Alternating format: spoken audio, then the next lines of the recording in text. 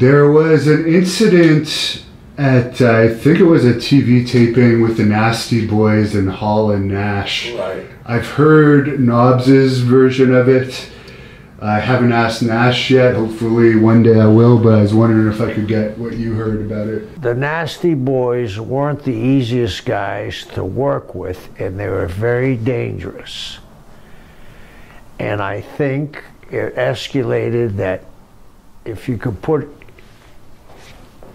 it in this perspective, it got out of control really quick, and somebody there should have said, enough is enough, let's start working. You know what I mean? It just started escalating sometimes. And the Nasty Boys were a team, and they didn't want to be jobbed, and I understand it, but hey, nobody was harder than the NWO at the time. And this thing about the NWO not doing jobs, in Charlotte, all three of them laid down for the Horsemen. So they knew, like Dusty did, there's times to lay down, but it wasn't to lay down for the Nasty Boys or make them look like world beaters, because they were the ones that were drawing the big money.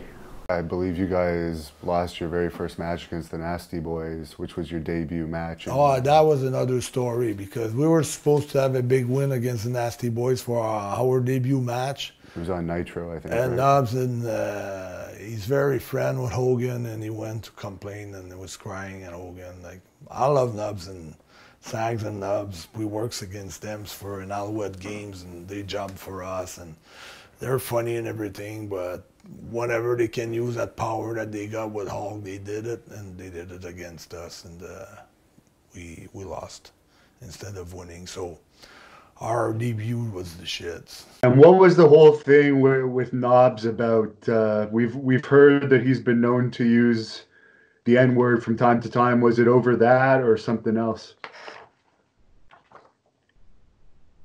We was at a show one night in Florida,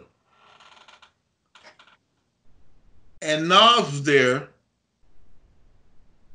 and he came out and he said he was talking to the locker room, and they were like, okay, let's listen to this motherfucker, what the fuck ever. And I was like, I'm sitting there listening to him, and somebody had texted me, and I was reading my text on my phone, and Nobbs had just made a comment to somebody, and he looked at me, and I laughed. And he was like, "Lucia, what you laughing at? You can't wrestle." And I was like, "Really?" And he was like, "You can't wrestle?" So I stood up. I took my ring off, took my watch off, set my phone down, and I hit him in the face. And he fell. And I jumped on him, and I started beating the shit out of him. And he was like, "Jack, what's wrong with you? We brothers." I said, "Well," I said, "Motherfucker, we ain't brothers." I said, "I don't fucking know you." And during the whole time, he was trying to talk his way out of his ass whooping he was getting. And I beat the shit out of him. I beat the fucking shit out of Nobbs that night. So he sent me this picture on Twitter where he was bent over showing his ass crack. And bro, he got a butthole like this big. And if you go on my Twitter, it's still on there. Right? And I posted it on Twitter.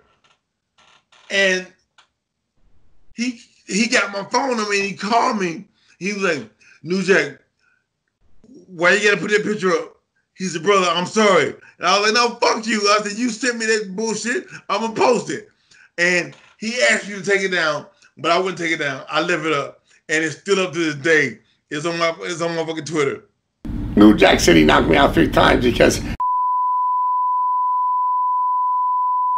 I think Hogan would have to abandon you as a friend if that. oh, he said it more than me. We just interviewed Knobs yesterday. Do you have any stories about the Nasty Boys? Yeah, I got the story of how they about killed old Vinnie Torelli. You know who Vinnie Torelli is? I don't know who Vinnie Torelli is. That's Shamrock. Oh yes, I forgot. Of Ken course. Shamrock. Yeah. Well, he was Vinnie Torelli. We were working back in the South Atlantic, living in Charlotte. Everybody's all steroided up. It's a bunch of young guys, man. We got Curtis Thompson and Chavis, the Tatanka, the Indian, and all these, and Vinny there, the Shamrock, Vinny, and all these guys are bench pressing 500 pounds, and the Nasty Boys are in there, and me and Matt Bourne sharing a room, and it's just, we go to the bars at night. We can't go to many bars because we've been kicked out of every single bar we go to, but we're in one of the bigger bars there one night, and Vinny's got his girlfriend there with him, and not, when I say Vinny now, I mean Ken Shamrock. You people all know him, so I'll go to Shamrock, forget his real name. And Knobs is there at the bar, and he reaches over, he pinches her boobie. And oh, dang boy, Vinny goes crazy about it. But the girl is, a lot of the guys know the girl, so it's not just Vinny's girl. It's just, but whatever. But Vinny's he's gonna kill Knobs. He's going after him. And security comes and the police, and they get Vinny, and they're holding him. They're going to take him out, but he's getting at it. So when Knobs sees he's got him good, Knobs gets his face like this in the face, and he like you do with an orange thing, you know. It's got his face like this. Get him out of here. He shoves him backwards, and when he does, then the other security, they get Knobs, and they and so they're going to throw them both out, and they're taking Vinny to jail. I don't know, because he's fighting, he's going crazy. So they take him, and we get Curtis Thompson. We say, you get Knobs, get him out of here. We're going to pay the bill, get everything straightened up, and we'll come out. We go out to the car, and kind of cars are parked together, and Knobs is down under the car. Curtis Thompson's kicking the shit out of him. He's drunker than hell, and he's down there. So we get in the car and go back to the room, and about, I guess, 3 o'clock in the morning, so I'm sleeping, and I hear a knock at my door. And I go over, and I open up the door, and it's Shamrock's girlfriend. And I'm thinking, what she want to see the old stud here for, you know? She's a cute girl, you know, and she said, oh, Vinny's gonna kill Knobs. And I say, what? Vinny, you know, I'm half asleep, and here comes Shamrock down the stairs.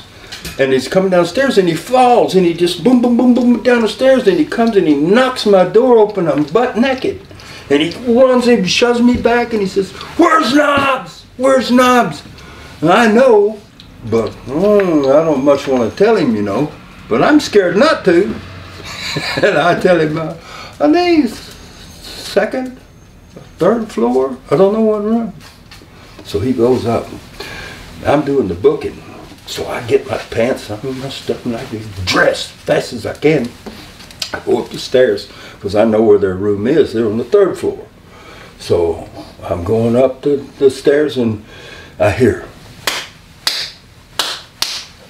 I can hear it way down the hall. Pow, pow, pow, pow, pow. I was like, oh gosh, there's a good fight's going on. Well, apparently, Shamrock went up, and Sags is on the phone with his wife. The big heavy telephones they used to have in the room, and he's talking to his wife. Got a long cord on there, and Knobs is laying on the bed, passed out. Was all drunk, legs hanging off the back of the bottom of the bed, and then he knocks on the door. Sags opens the door, and he just shoves Sags out of the way, and just jumps on the bed on top of Knobs and just starts beating the living crap out of him. Now this is what I hear. I'm not seeing this. I'm just hearing it coming down the hallway. You did see that Knobs was passed out earlier. No. But the story is Sags hit him with the phone. Back of the head, hit him with the phone, knocked him goofy out on the floor, and then Sags put the boots to him.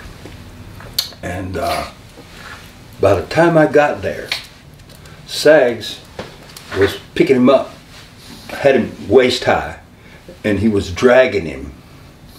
He was going to throw him over. Three stories, he's going to throw him over.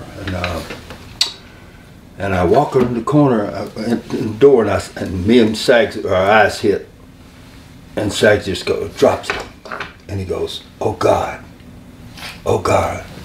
And I look at Shamrock, and his head is as big as a basketball, and you could not recognize him, no way, and all bloody.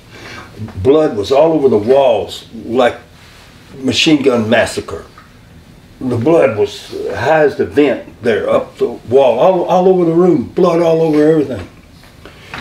And Knobs laying on the bed, legs hanging off from the knees down, hands like this, like he bury a guy. Yeah. Blood running out of his nose, running out of his mouth. Passed out. Or I don't know if he's passed out or if he's knocked out or what the deal is. And I look at Sags and I go, "Call 911, you know." And I look at Sags, I say, "He ain't gonna make it. He ain't gonna make it." And Sags goes, "Oh God, oh, I'm in trouble. I'm in trouble. Bad trouble. I already had something going on. No, I don't need this, you know." Yeah. They mentioned that they came there to get away from a different territory where they had heat. They had a Sags said, "I already got a problem," and he's just like, "Oh no. I'm saying, get help for him now, immediately. Police, everybody, get help, because you know." I said, "I never have seen anything like that. I never seen a guy's head like you can't recognize him, fat like that, big like that. His brain swelled up or something." I said, he ain't gonna make it." So they take him, and so that's pretty much the story. That they wake up the next morning, Sags got his hand in a bucket of water. Knobs goes, "Yeah, what of the day? Yeah, what a hell of a day." You don't even realize nothing happened. Crazy. You were involved in a weird match that involved the Outsiders and the Nasty Boys getting into it. Wow. Any memories of that? I've heard Brian Knobs' version, but... Yes. We were there. We were there in, I forgot where, somewhere in Louisiana, somewhere. It's a house show. And it's a tag team eliminate. Me, Haku, one corner, Nasty Boy, one corner, Ness and Hall, one. Well, it was an eliminated tag. So somehow, but before that, David, before that, the drama happened before that. It was happened on a live Nitro. Scott Hall hit one of the next, what's his name, the dark hair, what's his name? Sags. Yeah, Sags. Hit him the back of the head, you know. So with a chair. Yeah, with a chair without him protecting himself. Hit him. I was there. I was in the room when Sag came out like a grapefruit. You know, he was unconscious too. You know, I mean, you don't have to hit the guy like that. You know, maybe hit on the back. Maybe he meant to hit on the back, but end up hitting the head. So he came out with a big grapefruit. Where he was unconscious, so we helped him put some ice. Well, long story. That's how it started. The live Nitro. What happened next? We house show. We did eliminate tag team in, I believe in Shreveport, somewhere in Louisiana. So me and Haku were busy with the big man. You know, we are inside. Nash. We tried to shove him up. We look. Nasty Boy double team Hall. You follow me? Double team. They beat him up. So the eyebrow fall. I mean, blood everywhere. Hit him. So there was no finish, and it was chaos. So we end up in the locker room and try to pull apart them. But that's how it started. Yeah, it was a nasty scene, you know. I guess Nash ended up grabbing Sting's baseball bat. Yeah, baseball bat, and we tried to hold the big man. He was swinging the bat in the locker room, and we tried to hold him. You know, I don't know. We were, me and Haku, we trying. Anybody get involved, get hurt more, someone get fired. We just try peacemaker. Huh? Yeah. Nasty Boys, as we were saying, the Graceland visit. Oh yeah. So what happened was. No, and this is why I blame it on Jerry Jarrett and Lawler. Not really, but you know what I mean. Because they would have us, TV taping was Saturday morning, and I think it was live for a little bit. And don't let me forget to tell this Michael Hayes story off the live, okay? You know which one it is, don't you? Maybe. So, but at 10 a.m. on Saturday morning, you got a bunch of young guys, single, in a lot of cases, single guys, gonna be in Memphis Friday night, partying, and you want to do TV at 10 a.m.? Come on, man. So a lot of times we still be carried over, we say it that way. But on this particular night, Friday night, I think it was, I don't remember, somewhere in Mississippi, because we do a spot show. We call it a spot show across the river there, or across state line. And we came back, and everybody had been, you know, we all feeling good. And Shawn Michaels is a big Elvis fan. That's that's known. If you think about it, the Heartbreak Kid, remember the Heartbreak Hotel? Do you remember when you leave the building, Shawn Michaels has left the building? They used to do that on Elvis, you know, when Elvis. Big time Elvis. So and the Nasty Boys, you know, they liked Elvis too. I did too, just not like let's go to his house in the middle of the night. You know what I mean? Graceland. And but we go there and Nasty Boys. I love them, man.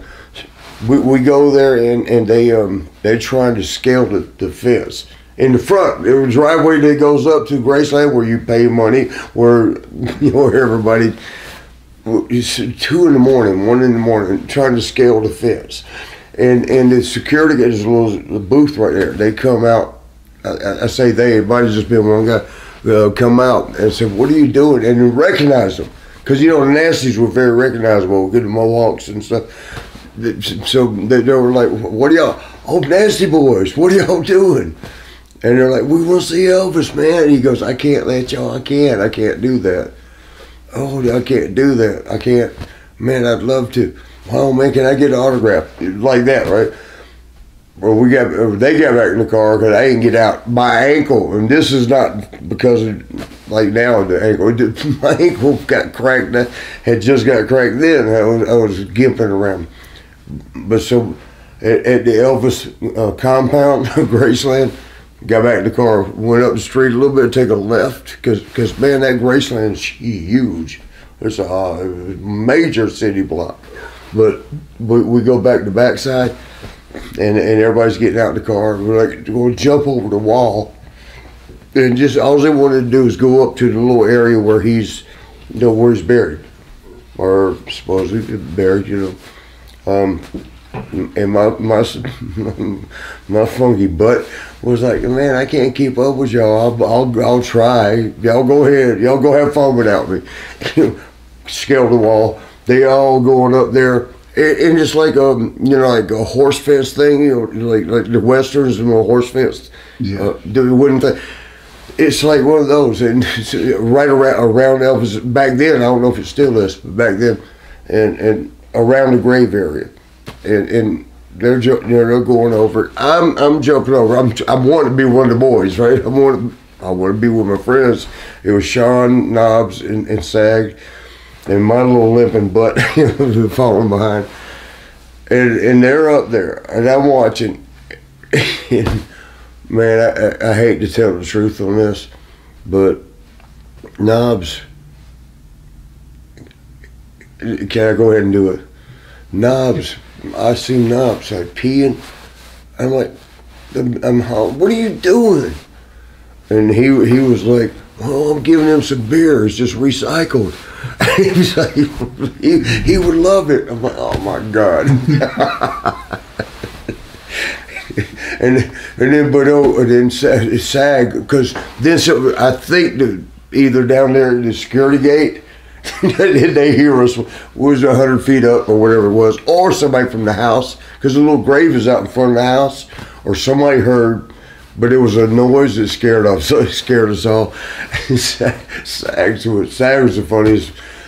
He goes running that little fence thing I'm telling you about, like where you tie your horse up in the westerns. You know, the horse. He goes to jump over and knocks everything down. He just breaks everything down. It was the most noise. Then the lights go on in the building. The security guy down there's the light. He flips his light on. I'm like, ah, damn. Now I'm running. And Sag's running like this. He's low to the ground. He goes, "I was in the military. Stay low." But yeah, that was our Graceland experience. Yeah, it was during the time I was in South Atlantic Pro Wrestling. This wasn't in Nelson's. It was after Nelson had stopped, and then there was George Scott started one up.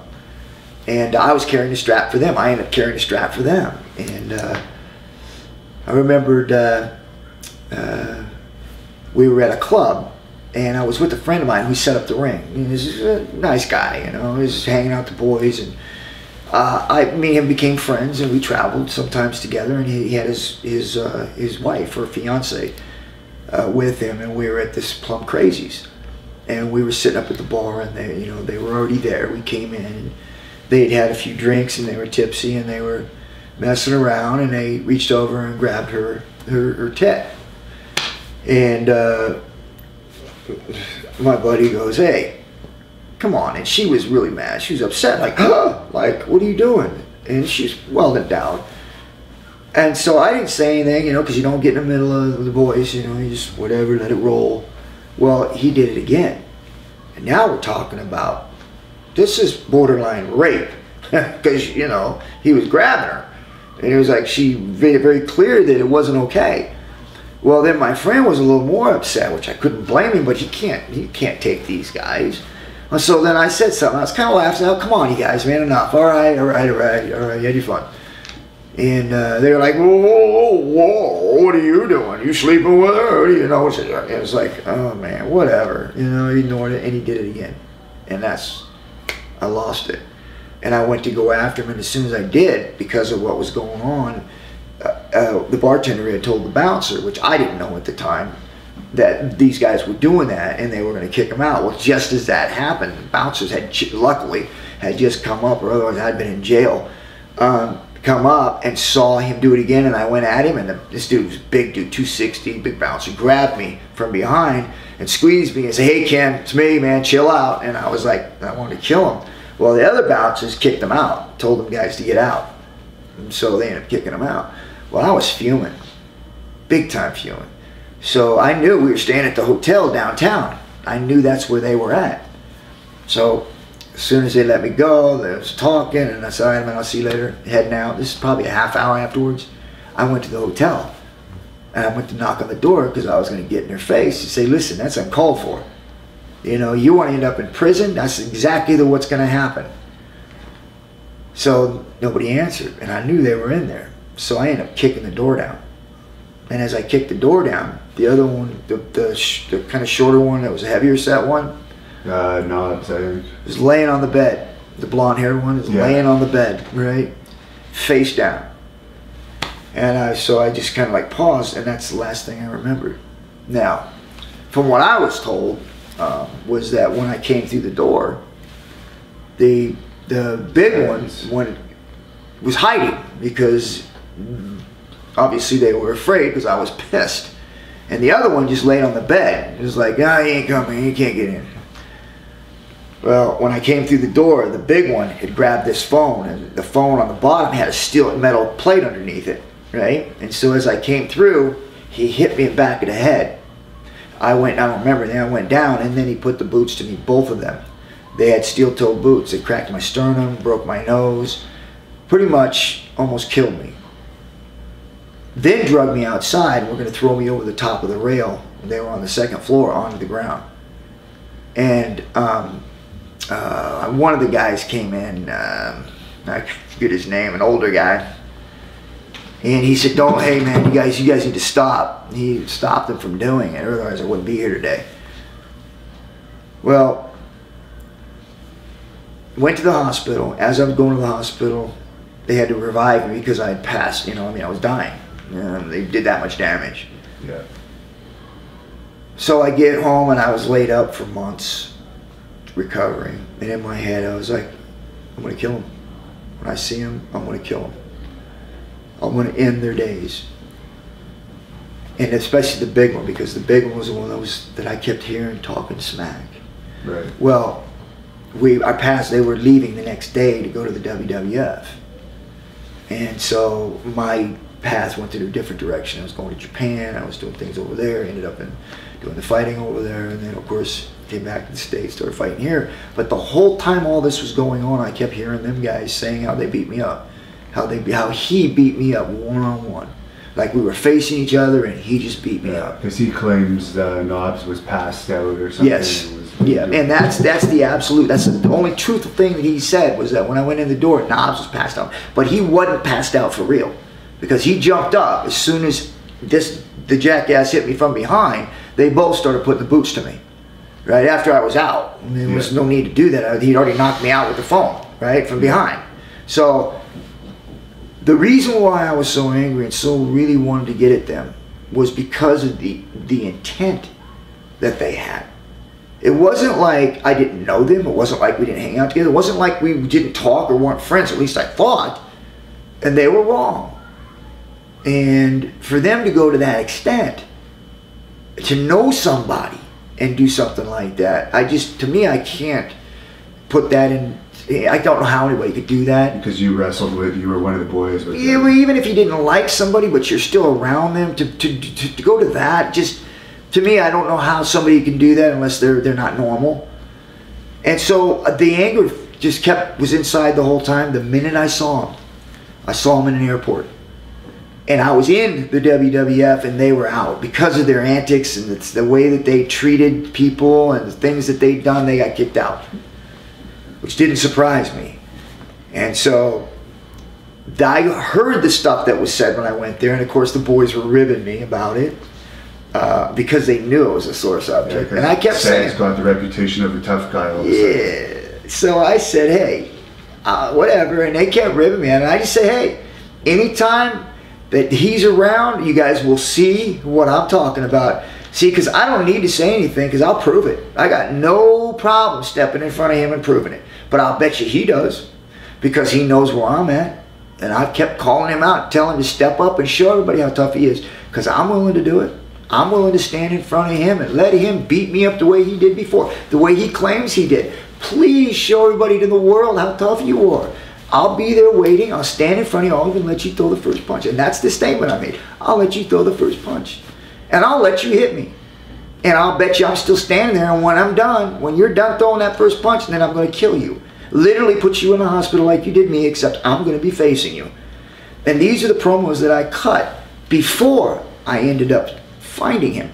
When I finally found him, I was with Billy Gunn and Road Dogg. We were checking in at the table, at the counter. And I saw the short one. And I just turned red. I dropped my bag. And he saw me. And he just beelined out of there. Right? Well, then I saw the taller one. And I looked at him. And I started to go after him. And Billy grabbed me. And he goes, not here. Not here. And I was shaking. And so I dropped my bag, right? He beelines, right? And I'm shaking the whole time. And I had to get checked in. So I get checked in. And we head towards the gate. They're gone, right? And I'm like, Like I was just so angry, and I was trying to calm down. And Billy's like, dude, you know, it's just, you never seen anybody that intense. Well, we're walking up to the gate, and I hear this voice. Hey, man, what's wrong with Shamrock, man? Somebody better give that dude a chill pill. And I saw him.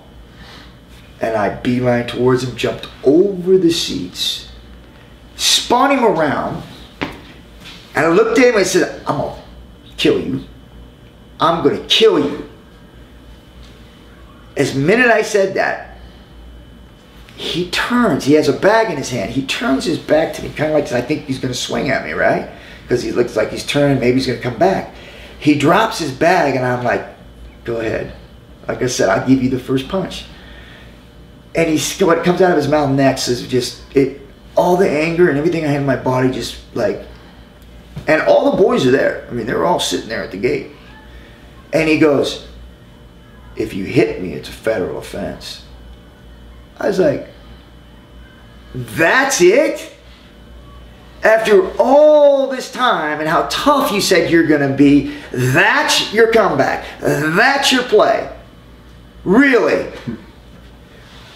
Literally, everybody sitting around just right then and there proved my point. It was like, if you hit me, it's going to be a federal offense. I was like, if I hit you, I mean, in my mind, if I hit you, you're going to be dead. Forget about federal offense. I'm going to be freaking on death row. But I was so angry all that time that when he said that, it was like all the boys were around. It was like I didn't have to do any. There was nothing else I could have done that would have been better than that. Than him completely cowering down and pussying out in front of everybody that he was talking about. If he saw me, that he'd whip my ass again.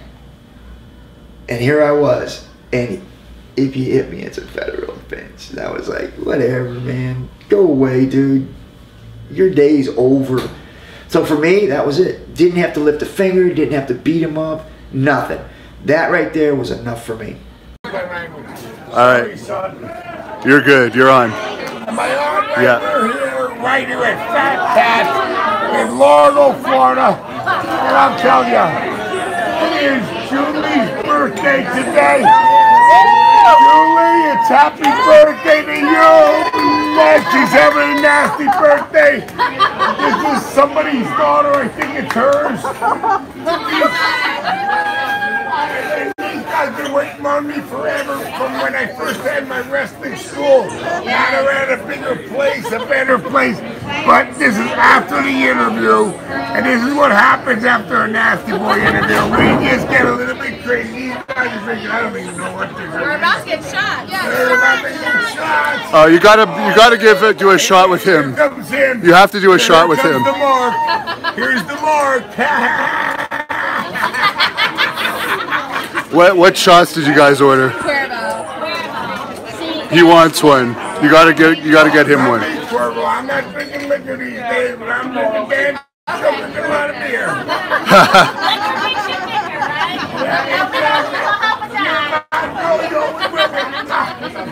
You too? Oh, you don't know. I know her. I mean, years since I started my school. Almost 10 years. 10 years, yeah. I know these girls, and this place has been around. And the good friend that owns this is, what's his name again? Bill. I love Bill. We love Bill too. He looks at he has like spy cameras all around. He looks at, I don't know what he's looking at. Anyway, we're coming to another table over here. They're like, oh my. This is Hannibal TV, and it's all over. It is wrestling world. It's the wrestling world. So what the hell? If you don't like wrestling, who cares? I'm just shooting him, by the way. All right, he's just shooting. Say hello. Hello. Hello. Tell them your names. Tell them who everybody is. Come on. Come on. You're on. Look at we're with the beautiful women of the USA, baby. Look at who we're talking about here. Say hello, ladies. Move here. Come on. That's why Donald Trump wants to build a wall because there's so many beautiful, lovely young ladies. We love you. Hear about these guys. Here we go. What are they going to say? Say hi to my buddy, the Cuban assassin. Oh, he loves the Cuban assassin. He's a wrestler. Fidel Sierra, I know him very well. What about you? Who do you know? You don't know him? No, I know you, but fucking tell your name. I don't know who the fuck you are. Fucking 3,000 chair shots and you're going, what's your name? What's your name? I don't fucking know. What about you? Steve Chamberlain. Steve Chamberlain, exactly. There we go. That's my good boy, Steve Chamberlain, 50 legs. Does a great job, really, for people who needs prosthetics. And that is, thank you for mentioning that. I would have forgot that. What about you, old piggy? What do you want more? You need more tacos? It's called 6 tacos for $1. He's going. He's looking like a piggy. Hulk Hogan wouldn't even eat like that, and that's my boy. Anyway, thank you guys. I love you. There's a guy in the back that knows me, but he's trying to be, look at him. He's trying to be cool. Look at him. Oh, he's the mafioso of Fat Cat. I started this bitch. Tell Bill. What's the most you ever eaten in an eating contest or in one sitting? Well, Sags ate the most hottest wings on Man vs. Food on A&E, and you know what? That challenge will never be duplicated because the Nasty Boys eat what they want. Thank you very much. This is a little tour of one of the bars we go to, and it's called Fat Cats. Right, guys? Fat Cats, good place. And my boy Bill, he started this. He actually started this establishment when I first started my wrestling school, and it was right down the street. And I used to take all my students after every 5-hour workout and have a couple of drinks. Because that's what you gotta be to be a wrestler. Who's your most successful student? My most successful student was Adam Levine. He won, no, not Adam Levine. I think that's the singer, but the one that won Tough Enough when they came back from Tough Enough. And I had Garrett Bischoff. I had also Sorensen, Jesse Sorensen. He was in TNA, but I had a couple of different guys that came through and went to WWE and went to WWE and TNA, and it was a good time. But you know what? That kind of faded out, and to me, as a coach, if I can't put the guys nowhere big time where they can make money for their family, I'm out. So that's why I canceled my school. But anyway, thank you guys for listening. I had a great time with Hannibal. He's a crazy bastard. If you ever meet him, he has scars all over his head. He looks like Frankenstein, but hey, I love him. Yo, everybody, what's going on? It's legendary Nasty Boy Brian Knobs, one half of the greatest tag team, the Nasty Boys. We're here at the Razor's Edge. We're about to cut an interview for Hannibal TV. I have the Legends of Wrestling belt right here on my shoulder because you know what? It's time to get crazy. It's time to get wild. It's time to get nasty. So push that button, baby. If you want to hear the real deal, it's coming down on you, right in your face. I will see you soon. It's a time to go to Nastyville. I'll see you then. This is Hannibal from the HannibalTV.com, and today our special guest here in Largo, Florida, not the other area of Florida that I originally went to, is Nasty Boy Brian Knobs, future WWE Hall of Famer. Well, thank you very much, Hannibal, for having me on. And first of all, I was a Canadian. I mean, it's not like you're from overseas, London. You're from Canada. How do you get lost with the directions? I even put down the address, the town, the zip code. I mean, and you still messed it up. But anyway, we're here. We're about to do one hell of an interview. Probably one of the best Hannibal ever had. Sorry my partner couldn't be here today with me. But on a very sad note, his father-in-law had passed away this last weekend. And my thoughts and prayers go out to him and his family and his wife's family, because Tony was the best guy ever. He really was. And that goes from Dusty Rhodes. He knew him very well. They're all a big family there. There's a lot of Dusty is Sags' brother-in-law, and Cody, and it's just a big family. It's a big loss, and we love you, Tony. You're up there right now with me and Gene, and what can I say? Love you, my man. And you're Greg Valentine's brother-in-law. Let's get that out of the way right now, because a lot of fans wanted us. Did you have to bring that up? I just went out and poured my heart out, and now you're mentioning Greg the Hammer Valentine. Yes, Greg is my brother-in-law, and you know what? He is a true legend, and his father also fantastic. I mean, these are you look back. not Greg, but before time in the wrestling business. Bruno Sammartino's, Johnny Valentine's. I mean, the Gorgeous Georges, the Buddy Rogers. That's what made wrestling what it is today.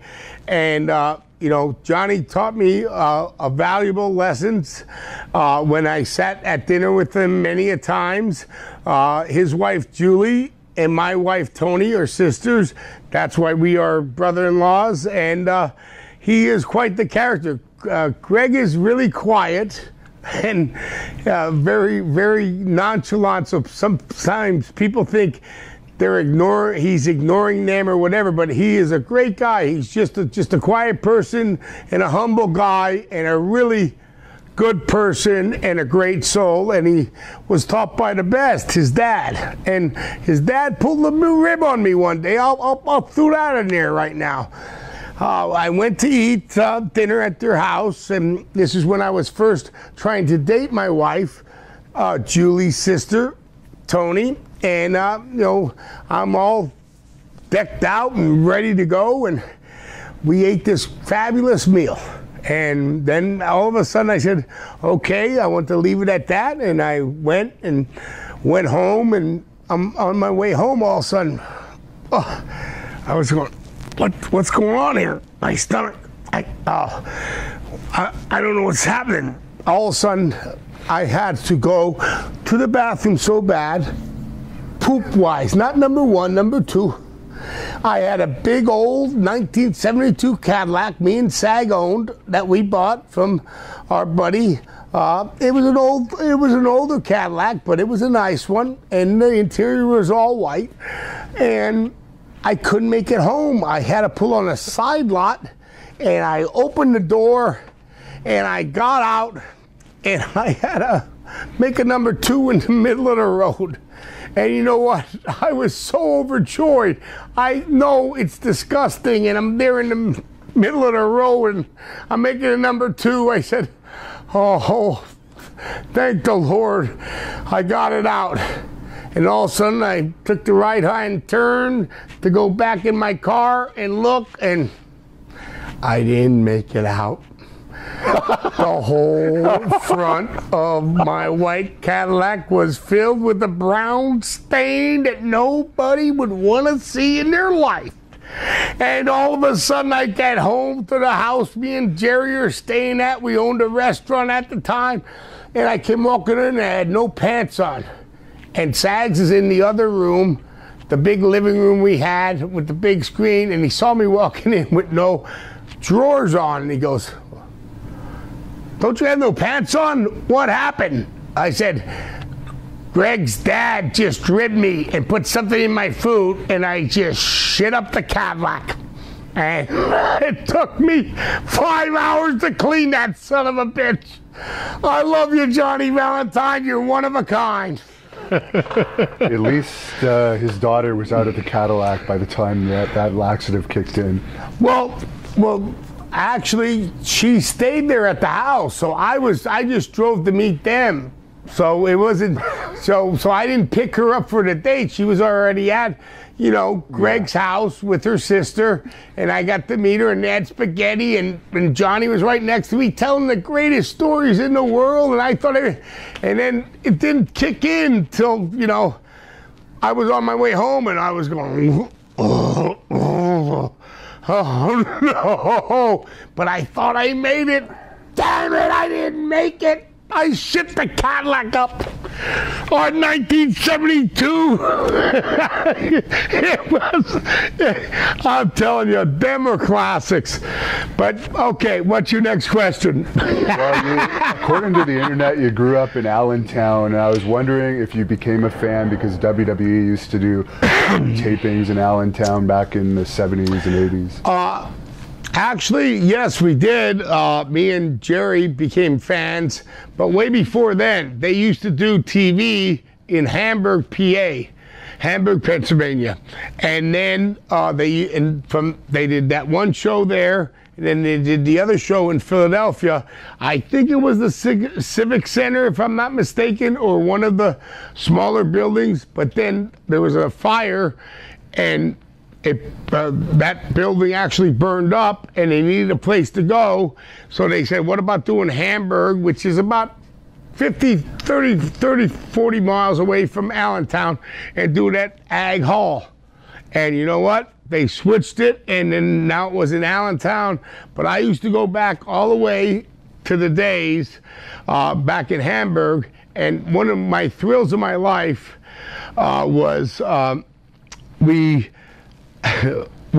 went to the show, and me and my brother had big Superstar Billy Graham fans. We had Superstars #1, and we had them, what is called screen painted on or whatever.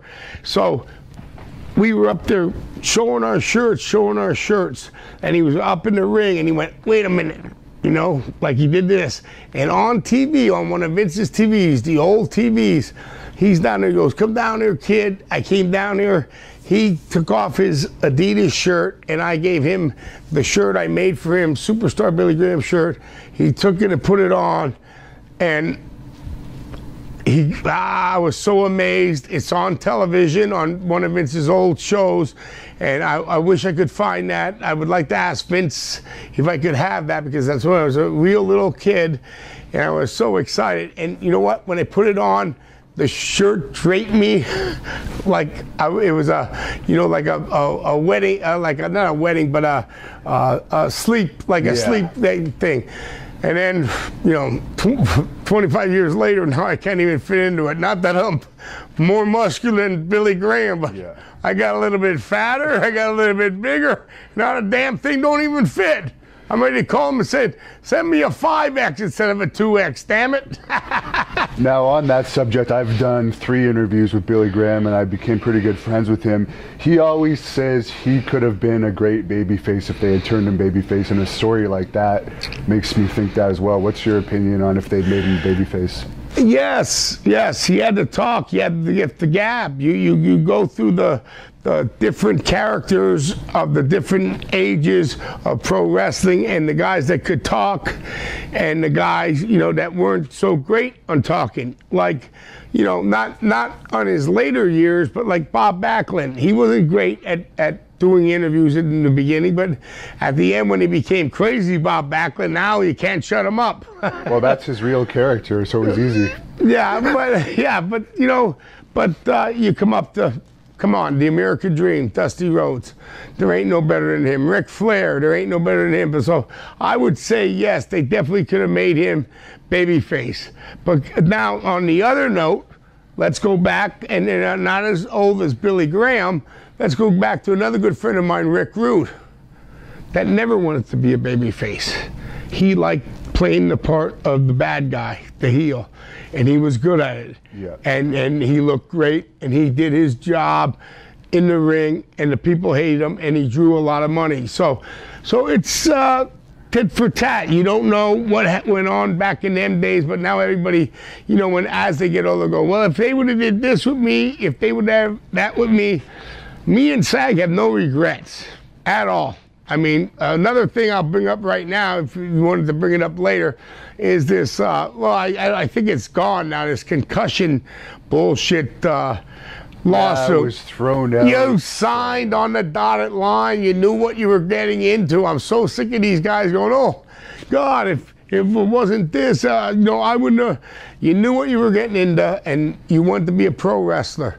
And back in the day, before them guys, we did have no doctors in the locker room. We did wrestle with concussions. We did do this. We did do that. But I am not a participant in that lawsuit because I signed on the dotted line, knew what I was getting into. Okay, it's a tough business. If you don't want to be in, get the F out. Get the fuck out, okay? That reminds me, I'm going to ask you about this wrestler. I don't know if you heard about it. I don't even remember his name, but apparently they were going to give him a push and a match against John Cena, but he had an anxiety attack, so he ended up no-showing the Raw and SmackDown where they were going to start his push. Did you hear anything about this? It was, I guess he was a NXT wrestler. Like, should you be in the wrestling business? You know what? That's not the Nasty Boys. You know what I mean? So the Nasty Boys signed on the dotted line. We knew what we were getting into, and what we were getting into was a tough business.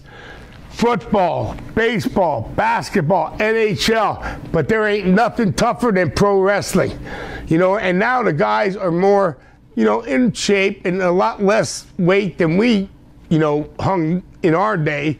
But in our day, there was everybody, even Dynamite Kid. They was jacked to the max. Whatever it was that got them that way. But everybody was big. Everybody was 250 and above, and Vince liked the big guys, and that's the way it was. And you know what? We happen to be big guys because we ate a lot of fast food, and we did a lot of non-training. We were the opposite of being in the gym. And let me tell you, that got a lot of heat after we won the belts, because we came in at the gym that was owned by Jim Younger and the Road Warriors in Minneapolis after we won the championship. Yeah. And we were eating ice cream cones with the belts on, and you know, it pissed everybody off because the Road Warriors were there for about a year now, and they still didn't win the belts. And we came in and the best match we ever had in the world, I'm telling you, it was against the Hart Foundation, and that really stamped us as our legacy to being who we were. And there was no better people to wrestle than my great friend Bret the Hitman Hart, and my dear friend that I miss. I was at his funeral, Jim the Animal Neidhart, because he was one crazy son of a bitch too. And you know, us crazy son of a bitches stick together, and there were a lot of them back in my day. Let me tell you that. And I wasn't going to ask you about this, but you brought up that you were friends with Rick Rude. Duggan, Jake Roberts, and Honky Tonk Man all told us that he may have committed suicide due to some. Bullshit. And Hacksaw's my buddy for life. I don't see Brother Hacksaw said it, but I could see Honky Tonk saying it. And Jake, you know, he's doing good now. He's a good friend of mine. He's finally, you know, kind of got the dragon, because sometimes when the dragon gets you, it could pull you downward. And he's helped me too, you know, with the drinking and all that stuff. And you know, so I don't know why they would say that, but everybody in a different mood at a different time. But no way, no. Rick loved life. He was a great guy, and no way in hell did he commit suicide. That's so effing bogus, unbelievable. And according to your online profile, it says you actually started wrestling in the AWA. Is that correct? That is correct. We actually went, and if you want to know, I'll bring you back a little ways. SAG had a scholarship for football, you know, college football. I was in the Army. And you know, you can dig in. I'm not going to tell you everything on these things because, Hannibal, you're the guy, but I don't want to tell. I got to write a book yet. You know what I mean? All these guys get their books. Hacksaw's book, he's told half of our stories. And I told Hacksaw, what's up with that? He said, whoever writes the book first tells the stories. So I can't tell all the stories. But anyway, going back in the day, we were crazy. And we all grew up together. I've known SAG since I'm 10 years old. We played Little League together. I was left fielder. He was first baseman. You know, we were kind of heavy. Life went on. We were in high school together. But after all of that, he had a scholarship for college ball. And I was in the Army. And a couple of my buddies, it was on the buddy system, coaxed me down. Get in the Army, this is great. So when I got in, they were already getting kicked out for different reasons. And SAG got kicked out for hitting a hall monitor over the head with a keg of beer in college. You know, I guess they had a party in the dorm, and the hall monitor came up talking shit, and SAG took the half keg of beer and knocked it over his head. And before you know it, Jerry's scholarship went down the drain. Is that a football scholarship? Yeah, full scholarship to Virginia. It was supposed to be for Virginia, but he went to Ferrum College to get his grades up. Okay. You know, so that's a real deal there. That's why he wasn't in the NFL. Yeah, well, he was just trying to, you know, he was a good football player back in the day. And then I went in the service and, you know, went through basic training, was there for about 2 years, whatever, and then they started this weight program. I always said I punched a sergeant. You know, as a nasty boy, you want to make yourself look big. I punched a sergeant, and he's out of there, and, you know, then they got rid of me. No, it was about weight. And at the time, the weight was supposed to be 208, and I was 210. So I came back home. I had a 30-day leave, and Sags just got kicked out of college. And Sag goes, how do you like it in there? I said, well, you know, man, I've been in now almost 2 years, and I like serving my country and this and that, but, you know, everybody left. Lorenzo left. Hoots left. I said, I'm down there by myself. And I said, but they're going to kick me out if I don't lose the weight. And he goes, really? Well, you know, we have a lot of food around here. Why don't we start just eating? So for 30 days straight, me and Sags ate about 35 cheeseburgers from McDonald's a day. Just sat down there and wolfed them down. And I came back from the Army at 275, and they went flipped out. They said, my real name's Jendrizovitz. So they said, Jendrizovitz, if you don't lose that weight, you'll be out here in 30 days. I went, really? I tried, but to lose, you know, I was 210, now I gained 50-some pounds. I couldn't do it, so I got out on an honorable discharge. Okay, so let's put that in the fact, and I was back home again, and then, you know, we were causing trouble, and really getting a lot of, you know, maybe getting too much trouble that maybe the law might get involved, that we're going to be spending some time in jail. So a good friend of ours, Matt Millen, 4 Super Bowl rings. He played for the Oakland Raiders, the LA Raiders. He played for Washington Redskins, San Francisco 49ers, and he was went to Penn State, and he's one hell of a guy and a mentor to us. He's about 5-6 years older. He called us down and to his house and had a real serious conversation with us and said, if you guys don't straighten up, you're going to get thrown in jail. I'm just telling you guys, you're going down the wrong path, and you know, you need to do something. And then he looked at me, he goes, Knobs, you always like that pro wrestling. Why don't you try that, you and Sags? So then we proceeded to bug George the Animal Steel. God bless his soul, he's not here no more. But George, great guy. And our buddy that ran the Quality Inn in Allentown knew these guys. They always stayed there, and there was the George Washington Motor Lodge across the street. This is 80s. Back in the 80s, you know, in Allentown, and when they were doing TV there.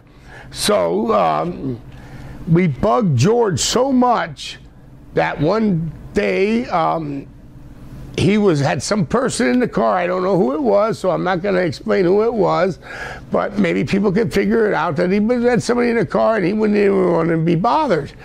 So he bothered him, and then finally the next morning I get a call at like 9 in the morning, 10 in the morning, and George is going, hey, we're down here right now. You come down, we'll see what it takes, if you have what it takes to be a wrestler. Well, in his mind, okay, he had Jimmy Superfly Snuka, Bob Orton Jr., he had Mr. Wonderful, Paul Orndorff, and there was one other person in there. They were going to stretch us. They were going to beat us up. But we were working. So I told him, George, I said, thank you very much, Mr. Steele. I was calling him Mr. Steele. And that's not even his real name, but I was calling him Mr. Steele. But he said, well, if you can't make it down here, I'll tell you right now, if you want to go to a school, you go to Vern Gagne School in Minnesota, and that will either make you or break you. And I said, really? And he said, yes. And then when I finally got a hold of Vern Gagne School, it was trained by Brad Reagans, who was in 1976, he was a bronze medal champion for Greco-Roman wrestling. And then in 80, we boycotted the Olympics, but in 79, he beat the Russians. Okay, so then after 80, we boycotted the Olympics.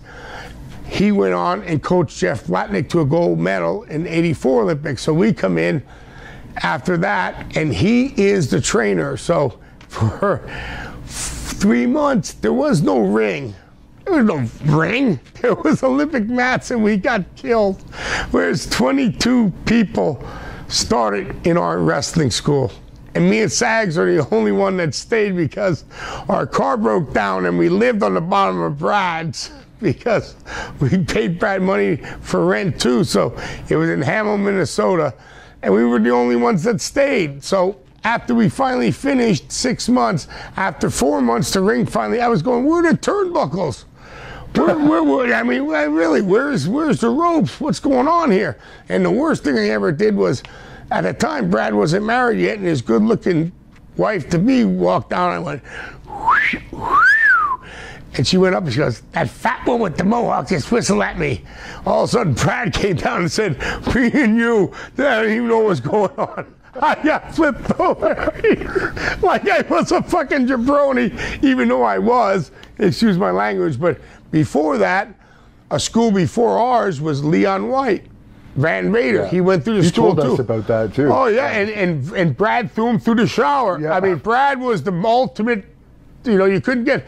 But what's the funniest was, after they tortured you, I mean tortured you, man, for 3 or 4 hours, you couldn't even lift your arm. Then here came Vern Gagne, with his tie on, at 60-some years old, and the older wrestlers, they would take their ties off and then put you in these stretcher holes that you were in utmost pain, going, Lord. But that was the respect for the business. That's what the business is kind of lacking today, that respect. Okay, because after we got out of all that, we just didn't shoot up and go right into the wrestling world. No, we drove the ring truck. 6 months, 4 months, 6 months on that. Then we refereed. The reason we weren't driving the ring truck any longer because the ring truck didn't show up to a town one day.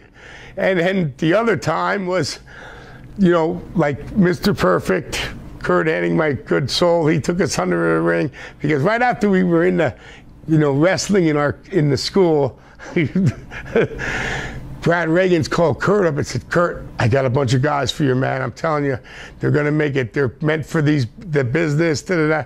And Kurt's going, yeah, right, yeah.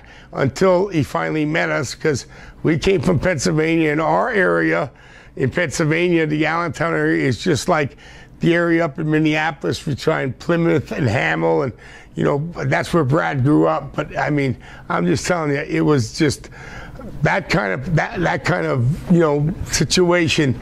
And I'm going to tell you, it was good. It taught us a lot about the business, and the reason we lost the ring truck job because all of a sudden Kurt's driving and he's with Jimmy Snuka, Colonel De Beers, Buddy Rose. And they went, and they're late. They're the main eventers. They went, hey, that looks like the ring truck. And Jimmy goes, Butter, that can't be the ring truck. We're late. And all of a sudden they pulled aside. And it was me inside because we were out with them guys the night before. And the ring truck was late. So then after that happened, we were late for the show and we got cussed out. And because we were young in the business, we were the guys that had to get Jimmy Snuka to the towns and make sure he's there and all that stuff. And after that, the ring didn't show up to the town, but it wasn't our fault. Somebody else blamed it on us, and they got the schedule screwed up. So then we get called in the office from Vern, and Vern goes, never in my 35 years of running the wrestling business has the ring never shown up to the town. So we never had to do the ring again. Yeah, they took us off the ring duty, but the ring didn't show up to the town. There was a full packed house and no ring. Did they do the show? No, they didn't do the show. No, so we really got butchered, but it wasn't our fault. I promise. That happened to us once, and we ended up using a local boxing ring because we didn't. Well, some guys wrestled on the floor back in the day, you know, when that didn't happen, but they didn't want to do it. You know what I mean? So, I would never turn down a gate. But so, how did you end up in Tennessee after AWA? Because that's down. We got fired. Okay. we got fired. Hey, we got fired about 3 times from AWA, and Wahoo fired us. You know, and then all of a sudden he goes, if you had, you know, so we thought we were fired, and then a week later, Wahoo calls and he goes, hey, you dumb assholes, if you want a job, we got you one down in Tennessee. Down, you know, you go down there, you know, it's Jerry Jarrett and Jerry Law is running it. You go down, they're ready for you down there, and tell you the truth, going down there was really, we had a great time in AWA, but it was a larger federation at the time, because at that time there was only like 3 big federations. There was WWF, AWA, and WC Crockett. It was NWA, not WCW. I'm sorry. So but there were still smaller ones around. That's before everything got crushed. And we went down there and we wrestled every night. Every Monday night was Memphis. Every Tuesday was Louisville. Every Wednesday was $50 Evansville. Thursday was off. Friday was some bullshit bumfuck town, wherever, Arkansas. And then Saturday morning, live TV. You'd think the Nasty Boys were good at being young at 25, 24, 23, running down Beale Street to 5 in the morning and getting on TV, you know, at 10 in the morning. Oh, it was classic, man.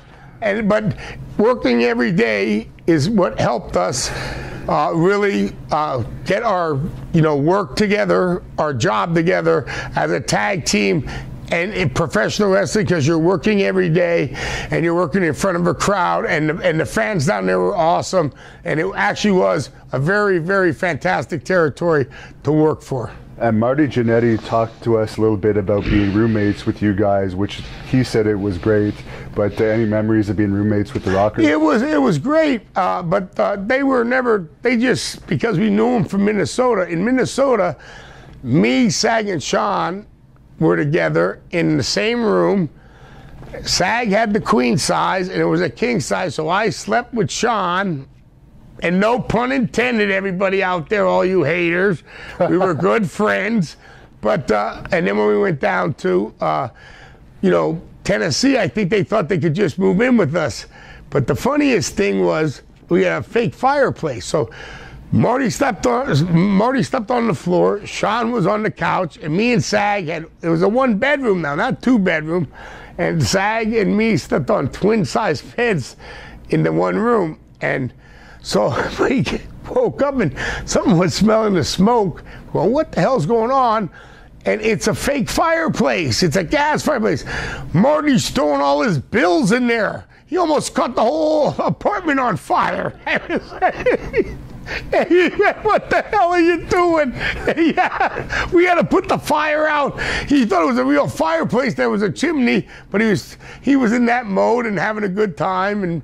But another thing we did that people don't know is we actually babysit Dwayne "The Rock" Johnson, because when The Rock and his mother wanted to go out to, you know, for like a dinner date, Rocky and them trusted us to have Dwayne stay down there. We call him Dewey.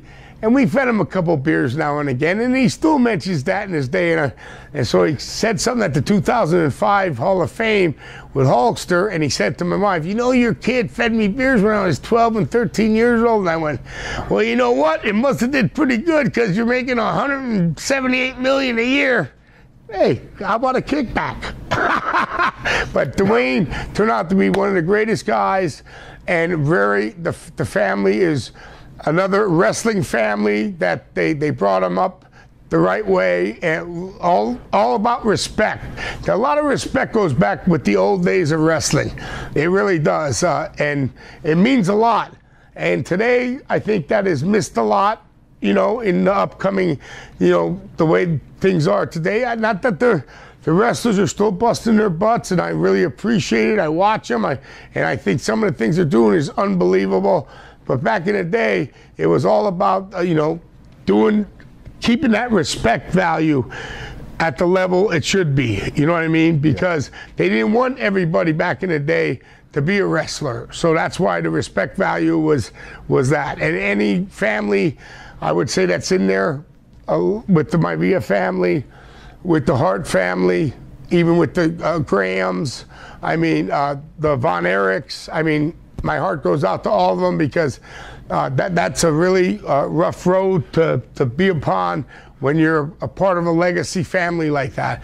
And they're all fantastic, and every one of them I ever met, my heart, I mean, totally true, honest respect for all of them. And the Rougeaus are another wrestling family, and that reminds me that Jacques wanted me to say hi to you. Oh, I love Jacques. Oh, we used to sing the song, "On the Mountain, da da da da da da." Well, Jacques' a good guy, Raymond's a good guy, and then, you know, you go back there, you know, look at you're looking at the Canada part of it now, and they're, you know, besides Stu Hart and their you know, generation of people have grown up, the Rougeaus had theirs on the East Coast, and hey, much respect to all of them, because they all did the right thing during the wrestling group. And I'll tell you, you definitely didn't want to go to Stu Hart's camp. Oh no, you'll get your leg or your ankle broken in a second. I came from that one, but it was by the time I was there, Bruce was running things. Now, you were telling me off camera that you guys were the ones that corrupted Jeff Jarrett back in the Memphis days. Did I say that? That doesn't necessarily mean corrupted in any particular way. No, we just had a good time with Jeff. He is a really good friend of ours. We saw him last July 2018 at the London Comic Con, and we started bringing up some things he didn't even remember. But man, he was so young. He was 19, and we were in our crazy stages. So you know, it was we corrupted a couple of the promoters' kids. Hey, even Shane McMahon. So what brought you guys to WCW? I guess it was just as it was becoming WCW that you guys ended up there. No, we were wrestling down here in Florida Championship Wrestling. I'm sorry if this is making noise here, but no, we got contacted by George Scott, and there was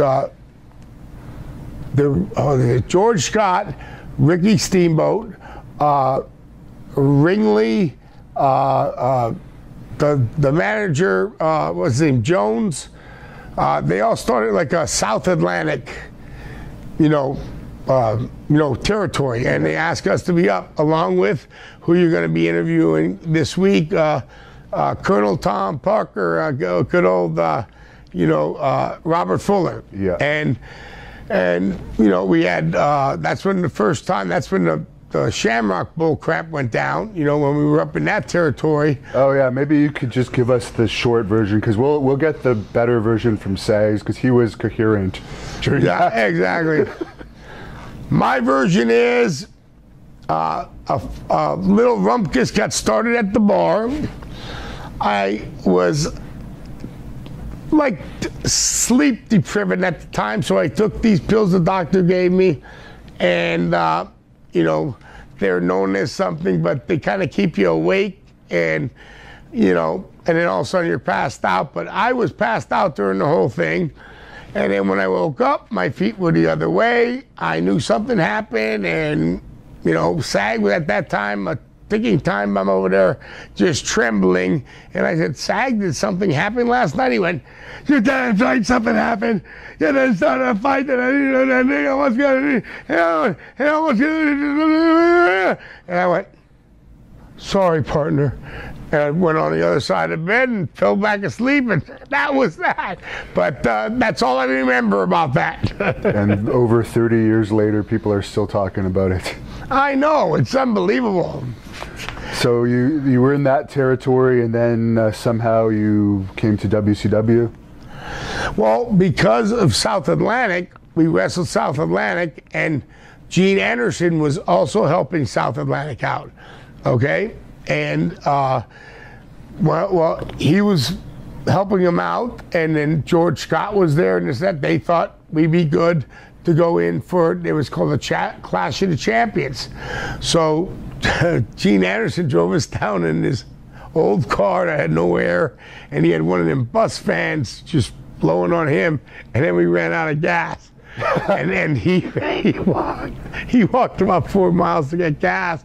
He didn't ask us to, but he just went and did his thing. And when he came back, he almost looked like he was going to have a heart attack. But then when we went to, it was in Asheville, North Carolina, we wrestled Terry Taylor and Jackie Fulton. It was Fulton's brother, the Fantastics. And we had an awesome match. And then after that, one thing led to another, and they wanted us to come in. And this was no contract. We never signed a contract. We were coming in, wrestling, getting paid as we wrestled. So we had a good match with them, and then it would just escalate and escalate. So, quick side note regarding Terry Taylor. Why is he so hated by a lot of people? Any idea? I know you're around him in WCW a lot. Well, he just, you know, he stooges on a couple of things, you know, that shouldn't be stooged upon. Like, one was, you know, who really shaved Ric Flair's eyebrow on the flight over to London.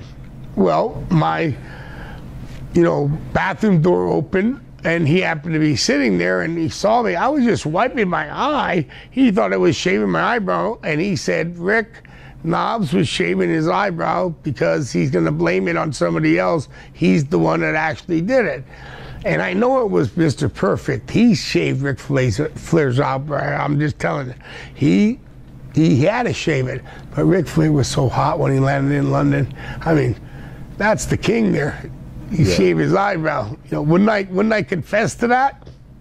I would. I mean, you got nothing to lose at this point. Hey.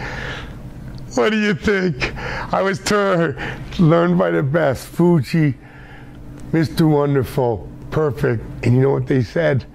Never admit a rib. No matter if you're caught right there in the action.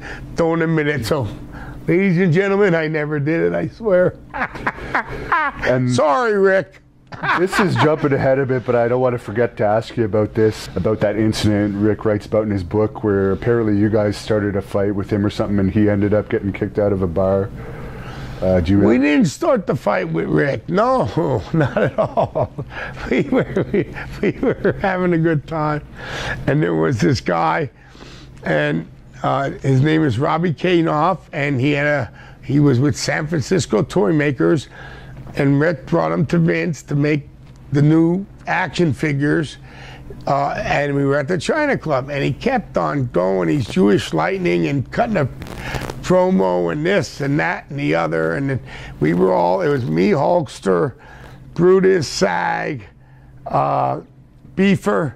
And we're all around him. He keeps jumping in again. And finally, like the fourth time he jumped in, me and Sag just ripped his three-piece suit off down to his underwear.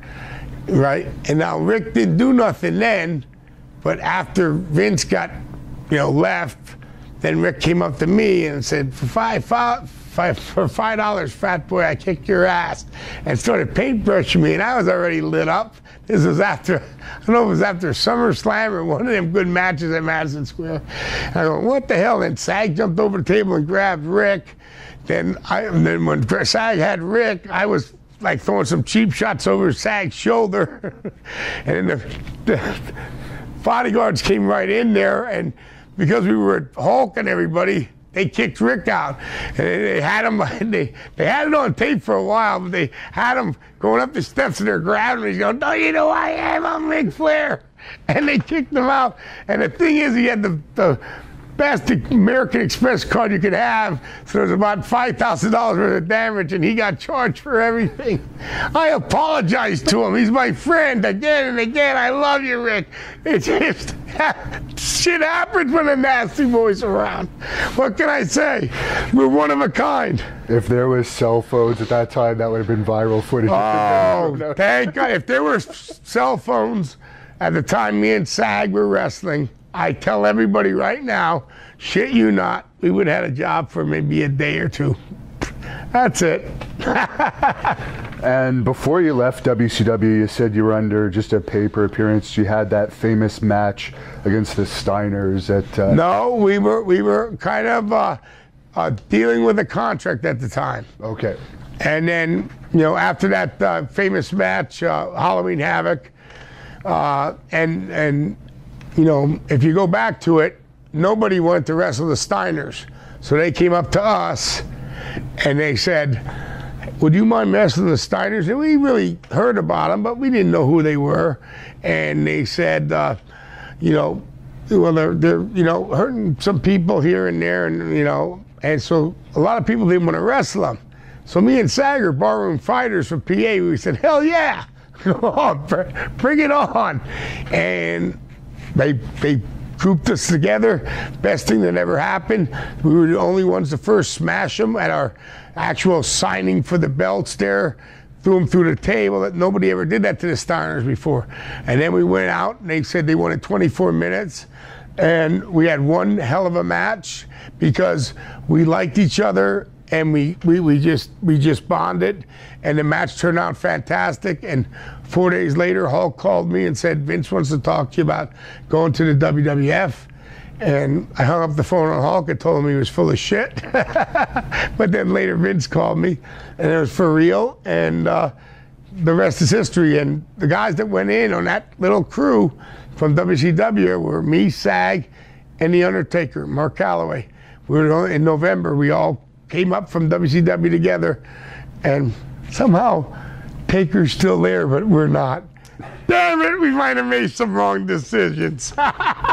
So did you become friends with Hulk when you were in Florida Championship Wrestling? No, we just became acquaintances. Okay. I only became really good friends of his, I would think, after even the WWE days, WWF days. It was when he was coming over to WCW, and I knew him and we became better friends and better friends. So during the WWF days, no, there was no, you know, me talking to him, hey, this match is coming up, that match, no. It was more WCW days, you know? And I'm going to jump ahead to this story from Hulk's book because I don't want to forget it later. The thing with you and Rodman, the drink off when Hogan was in. Well, he called me down. I just flew in. It was a long ride, and I'm with my wife, and Rodman's trying to drink, and Hulk's not a big drinker, and at the time I was, and so was Sags, and I don't know, that must be from the area we grew up. We're Polish, Slovak, German. Yeah. Anyway, he was saying Rodman's trying to challenge him, this and that. So I, just packed my bags. When we landed, just put them in the room, me and my wife, and we came on down there and to the bar they were at. And first thing I did was I doused, I don't know what he had lined up, tequilas. He had like 40 some shots of tequilas lined up or whatever, and I downed about 10 of them. Then I jumped on him, knocked him right off the chair, knocked his do-rag off his head. I said, what color hair do you have tonight, motherfucker? Come on, you want a drink? And that was it. Boom, we went off. And to this day, me and Dennis are still good friends. And then I gave him an airplane spin, dumped him on his agent's car, I guess a $140,000 Mercedes, had a big trash. Next day, the guy tried to come up to me, hey, well, I said, hey, you challenge me. You worry about the insurance. So that was Bash at the Beach. Okay. That was the night or two before Bash at the Beach in Huntington. So when you came to WWE, did you have any talks with Vince before about what the plans were going to be for you?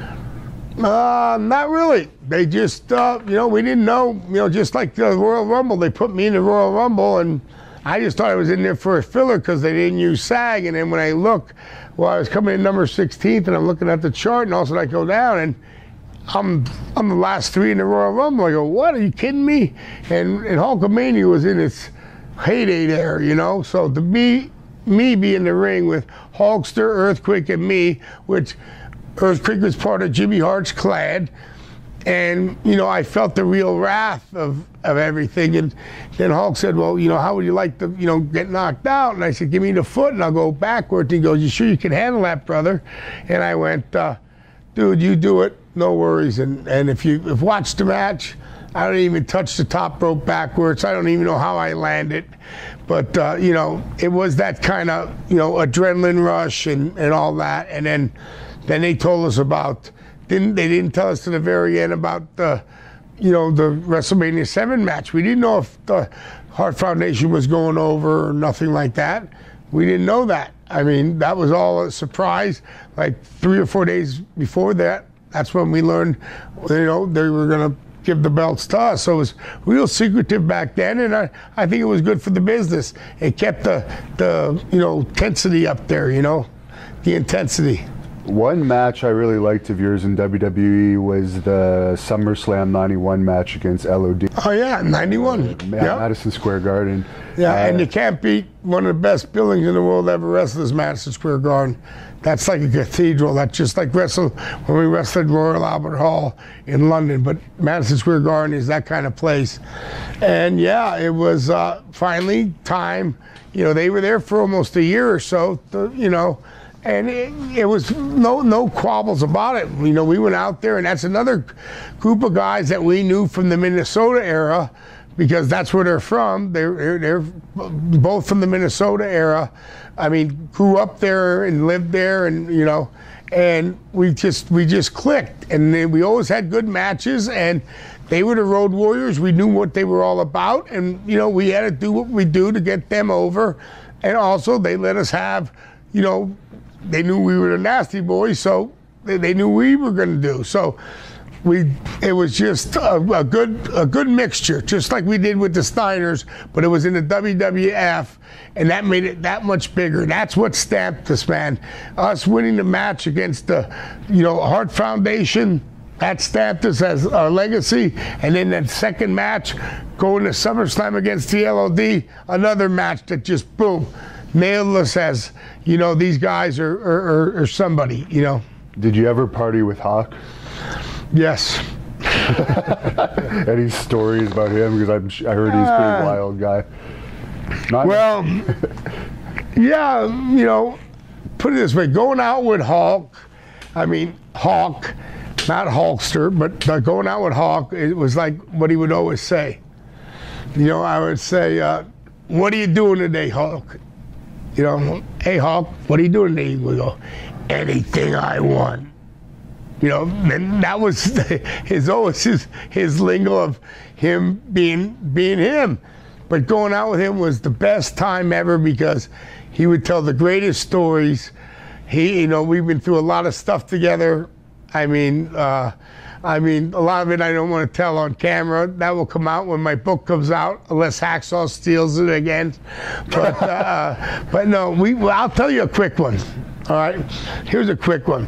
We're in, I guess, our first big road trip, and brother-in-law, before he's my brother, Greg the Hammer, takes us on the road. So he has me and Sag and him, and Hacksaw has Hawk, and Hawk has like a deviated septum, so he's always, you know, that all the time, and we're us. So touring, it was a 10-day tour in Fresno, San Francisco, Sacramento. And in the middle, we see this conversation going along, and Hacksaw's trying to deal us with him for one Hawk. So it was 2 Nasty Boys for 1 Hawk. So Hawk would go drive with Greg, and Greg would give it to us to drive with Hacksaw. And then Hammer said, no, I don't mind them Nasty Boys at all, whatever. So, but make a long story short, we just collected Hawk. So it was Hawk, us, and Greg, and then Hacksaw Hey-O was driving by himself. It was a deal going on. 2 nasty boys for 1 hawk. What the hell's that shit about? What the hell? Nobody wants to drive with us? And what about the situation where I guess you farted in Miss Elizabeth's face? Not me, Jerry. Okay. And it wasn't, we're on a flight, 8-9 hours to England, and it wasn't in her face. He was a little amount up from her, and the bags are all laid around, so when he bent over to pick up his bag, she was bending over to pick up her bag, but her face wasn't right by her butt, his butt or nothing. It was far enough away, but Sag left a fart like was held back for 8 hours. And it blew dry Miss Elizabeth's hair. And Randy didn't like it too much. And all you heard Randy say was, "Oh, and then Davey Boy had to stir it up. Oh my God, Sag just farted in Elizabeth's face, but it wasn't like that. But it was called the fart heard around the world. And we got called by Vince McMahon, George Steele calling us in to his room. And Vince is on the phone, and he wanted Jerry to know. Because it came out of Jerry's check because they had to fly Miss Elizabeth home and back again for the live show. He goes, just let Jerry know that is the most expensive gas he'll ever pass. Because they charged him for it. Yeah. So Sachs paid for Elizabeth's extra plane flight from the Concorde. That's hilarious. So you had a very successful run in WWE, but you ended up jumping to WCW in '93. Was that any particular reason? Well, a little bit, because we were supposed to win the belts back at WrestleMania 9, and then Beaver got hurt and talked to Hulk that he needed money or whatever. I don't know what happened there. So Hulk tagged with Beaver. We got knocked out of our slot against Money Inc. And then, it went from there. And then after that, kind of put a bad taste in me and Sags' mouth. And, we were doing everything. And everybody else we wrestled, like we went against Owen and Coco. We loved that round. But we didn't know where we were going to come back around again. We were kind of getting lost in the shuffle. They had natural disasters come in. So we got a call from Dusty. And Dusty known us since '88, and said, hey, if you guys decide on leaving, you have a spot down here in WCW. And that was our window to go ahead and go down to WCW and do our thing again. And there was a lot more, can I say, WWF was the place to be, but WCW was a lot more, how can you say, handled the corporate way of contracts and getting paid, and if you get hurt, and a lot of things that Vince wasn't at the time. So we looked after that and our families too. And they put Missy Hyatt with you as your manager at first. Any thoughts on that experience? Yeah, she was cool, man. We didn't ask for it, but she was cool. She acts, when I tweeted not too long ago, and she tweeted back, "Oh, I should never been with you guys." I think that was Dusty's doing, but she was good. What she did, she went out there. Only a couple of things I tried to say is try to teach her, watch when we're in the heat. Be in the heat. Do your thing, because it's our time to shine. We don't need a boob popping out like it happened once or twice, because you always wore the thin things, because that just ruins all the heat if you got a big old titty hanging out, Yeah. There was a and she had nice, him, right? and she had nice titties, by the way, and she looked good. So, but she was always good, and as a manager, she did what she did. They put her in the spot. And when any company puts you in a role, you either deal with it or you fight it. And the best way me and Sag learned from the old school is you deal with it and make it your best. Just like they did with Dusty. They tried to screw with Dusty with the polka dots and all that stuff. And what did he do? He dealt with it. And you know what? He came out bigger than ever. He's just a common man. You know what I mean? Yeah. So. And we learned all that stuff from the older guys. You deal with what you got to deal with. And you had the first real memorable feud with Harlem Heat that they ever had as a tag team, in my opinion. Any memories of fighting those guys? I love Booker and Stevie Ray to death, and they were younger guys at the time. So we actually, you know, they listened to us. They were listening to us, and to see where Booker T got in the business, I think of myself as me and Sags helped him a little bit along the way. I'm not saying a lot because he learned a lot on his own and all this, but when they were first starting out, we would sit down with the psychology and what it is about the business and what we're trying to get over here and how a heel's supposed to work and a babyface. And you go back because other guys didn't all get trained like us. You know, everything changes along the way. Even the people that are training today, they all say, oh, I've been training 15 years, 20 years, and they haven't been anywhere. I mean, it all depends on how you've been trained, and if the person ain't trained that way, you try to help them, just like we did with Public Enemy. We did the same thing with Public Enemy, and I think they became better along the way. Did Hulk ask your advice at all before he jumped to WCW? Yeah, he just, you know, he just talked. How was it there? I said, you'd like it there. It's a different, you know, atmosphere, of course, because it's a lot of a corporate atmosphere. You're talking about Turner, you know, and it's Ted Turner and Vince McMahon. Vince McMahon's a wrestling company. Ted Turner is a television company that has millions and millions of different kind of projects going on.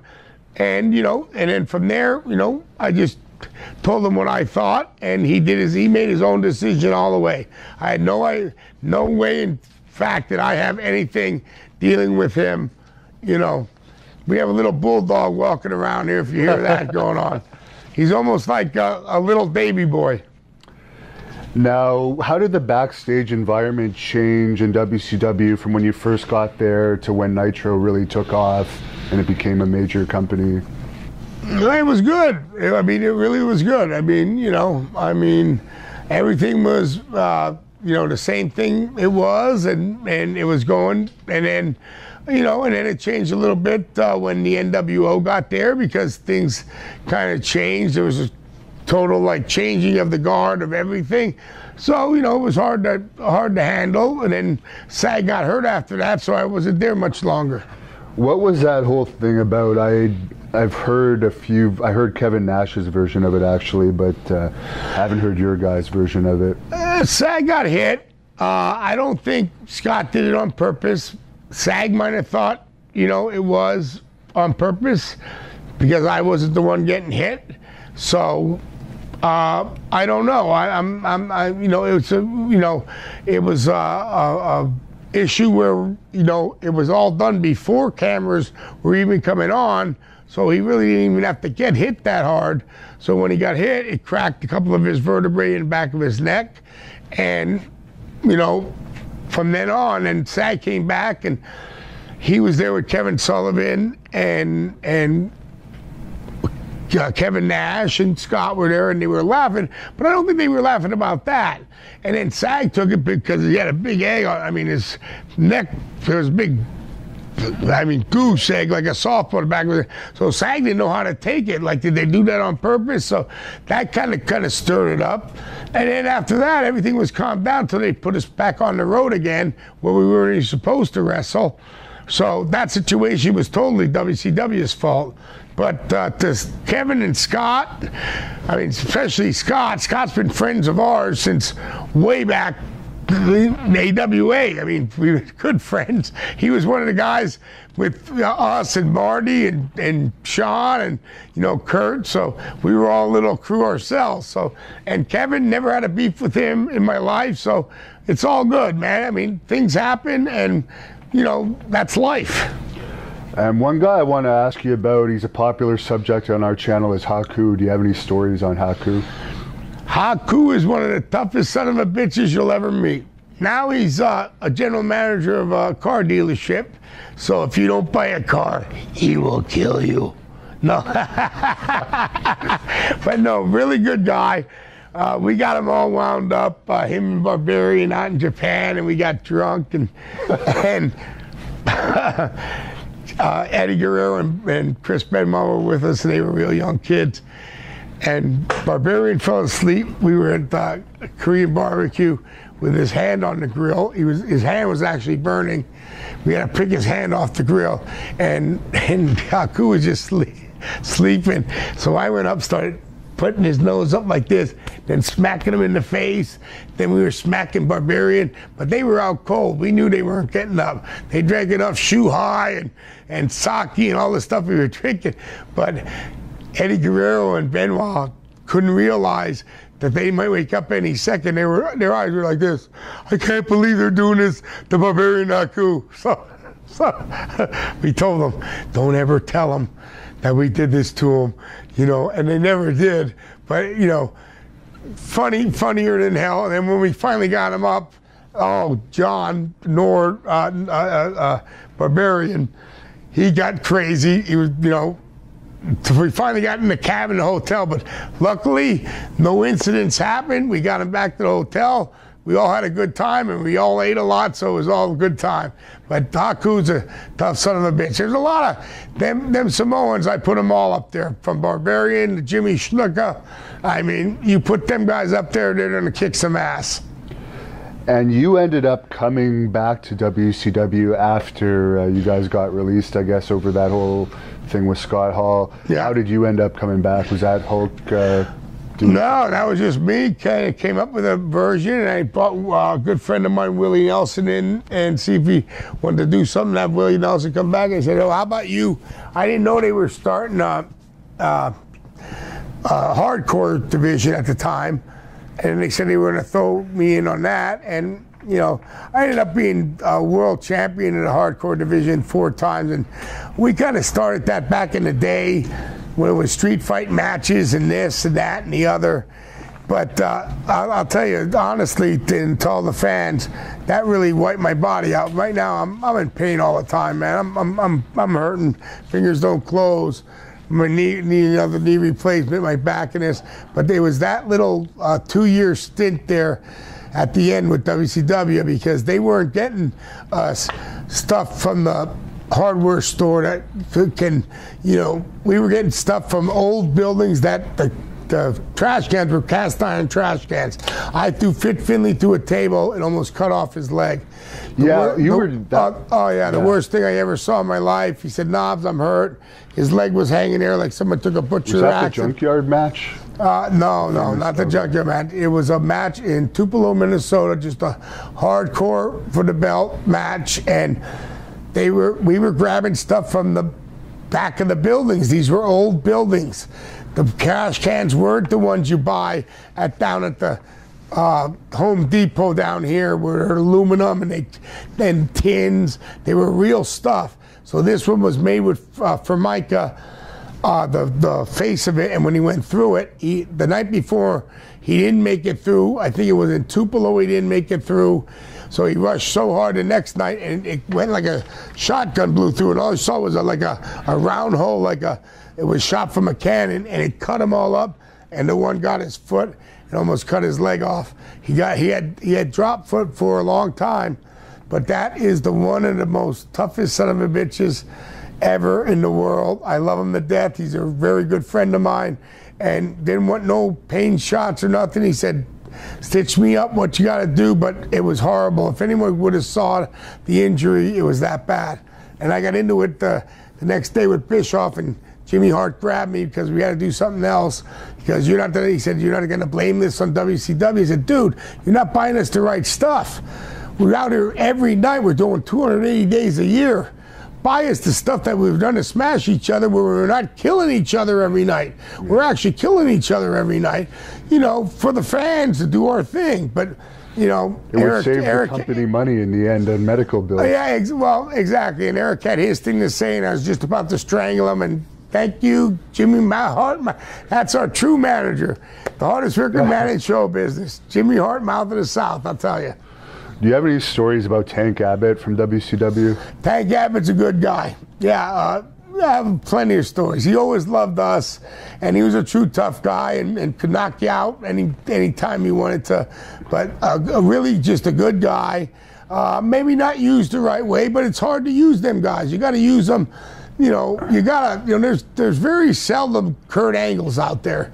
I mean, look at my coach, Brad Reagans. He was a bronze medal winner, but he never made it to the heights Kurt Angle did. It's hard to make that transition. Even Mongo McMichaels, Monsters of the Midway, Chicago Bears. It's hard to make that transition from a football player to a pro wrestler.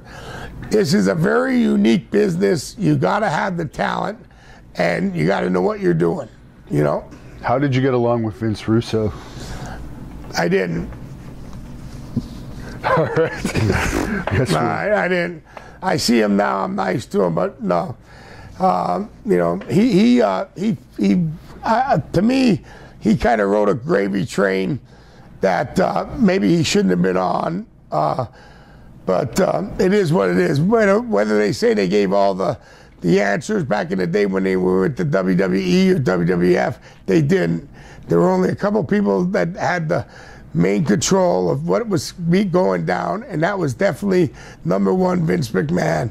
He owns the company. He's the one that comes down with the bottom line. But them guys tried to say, oh, it was their idea. Oh, I did this, I did that. Well, it wasn't. It was Vince McMahon's. Were you with WCW till the end when Vince bought it? Yes. So you still had time left on your contract after? Yeah, well, a little bit. I was right about my cutting line there, so so it was it happened what happened, and I don't know how it happened, but all it did was kind of hurt the business a little bit. That's why I'm glad for the AEW right now, because. They're not hiring the 250-pound guys, though, unfortunately. It doesn't matter. It doesn't matter. What I'm saying is it gives other wrestlers opportunity. Yeah. There needs to be a competition out there. When there's only one league, there is no competition. People have to have another channel change to say that's what made WCW and WWE or WWF at the time, either or, so strong, because they were battling back and forth. Even when WCW was getting their ass kicked, there was still competition that these people from WWF could leave to go to WCW and still make a living. Yeah. And you had a WWE SmackDown Dark match, I guess, in 2007. 2008. 2008, okay. So we'll set the record straight. On the internet it says 2007, and also on the internet it says that was kind of a tryout match, but you beat the guys up or something. And it was all bogus politics stuff. Yeah. They switched our tag partners 3 times. We were supposed to go against Jimmy Snuka and his partner at the time. Then we were supposed to go against somebody else, and then we ended up going against... Jimmy Snuka's son, you mean? Yes, Jimmy Snuka's son, yes. And I forget what their team was called at the time. Or Deuce and Domino. Yeah, Deuce and Domino, right. And then it got to switch to somebody else, and then 10 minutes before we were ready to go on, it got switched to David Taylor, who we know, and Drew McIntyre, who was still in the developmental at the time and really didn't know that much, and he was young.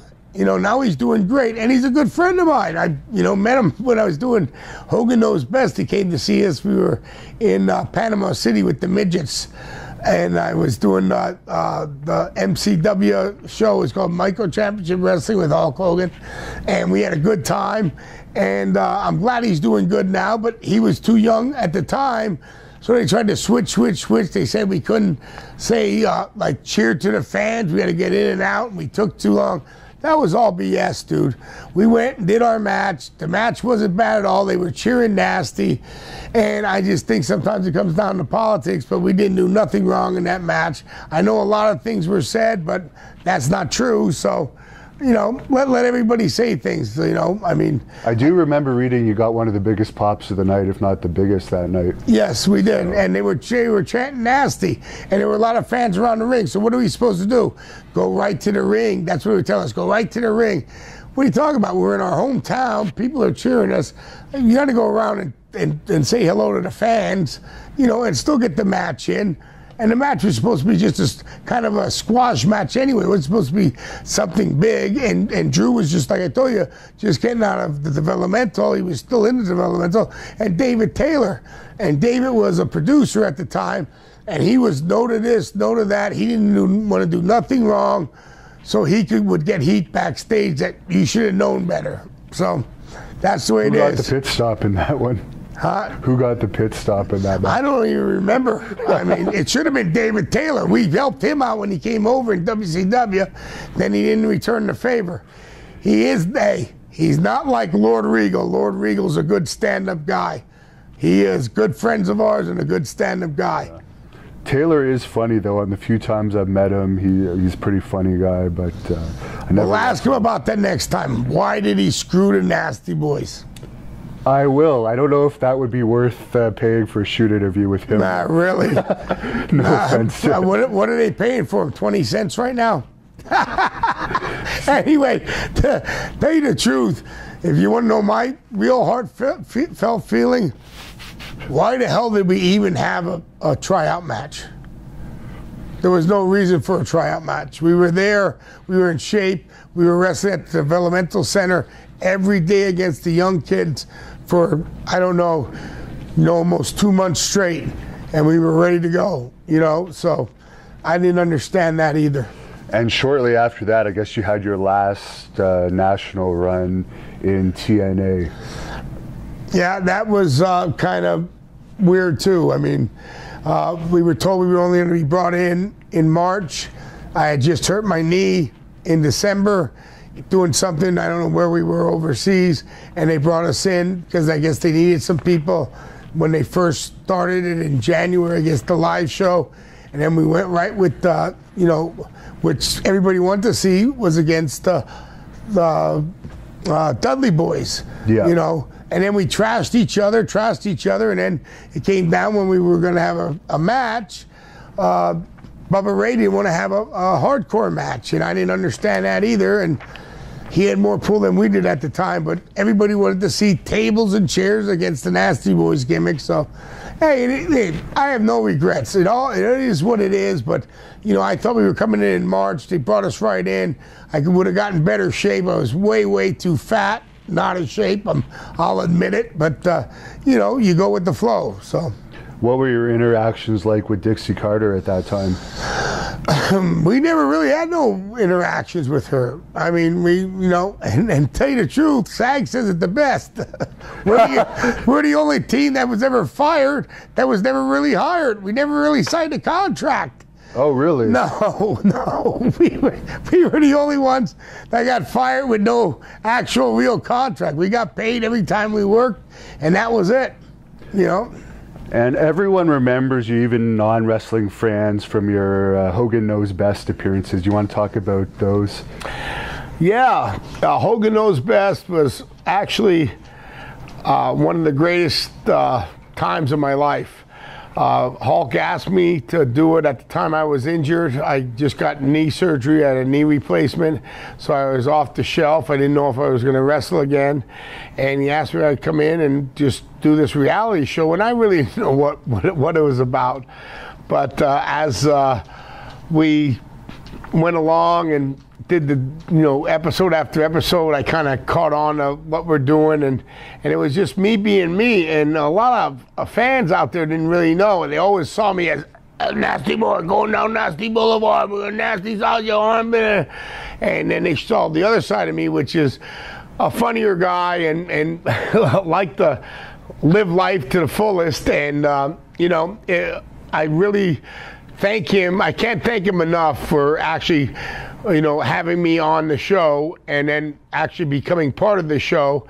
And I was on for 7 years, and then after that we did Celebrity Championship Wrestling. I don't know if people saw that. That was with Country Music Television, where Brutus had a team and I had a team, and you know, we had I had Dustin Diamond from Saved by the Bell, and what's her name, Tabitha from Bewitched, and Tiffany, and they were all kind of, you know, Danny Bonaducci, who brought all these weapons along. Like, I'm like, dude, this is pro wrestling, but we're not going to cut nobody's head off.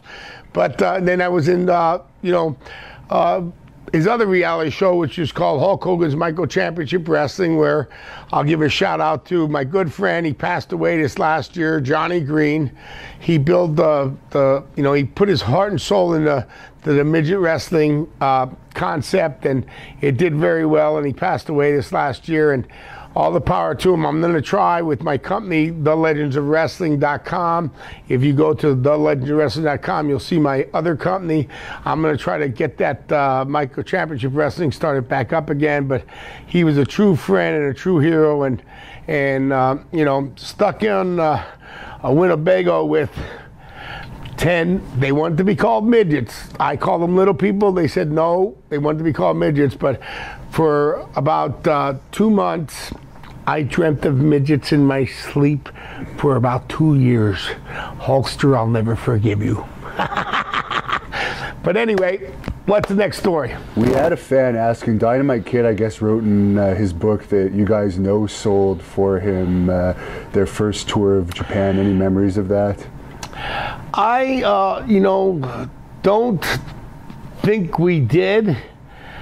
I think it was more about, and it was all Davey Boy's fault again, because I guess, this is the first time we met these guys. This is '88. But we all came in and flew in, and everybody was around at the hotel bar.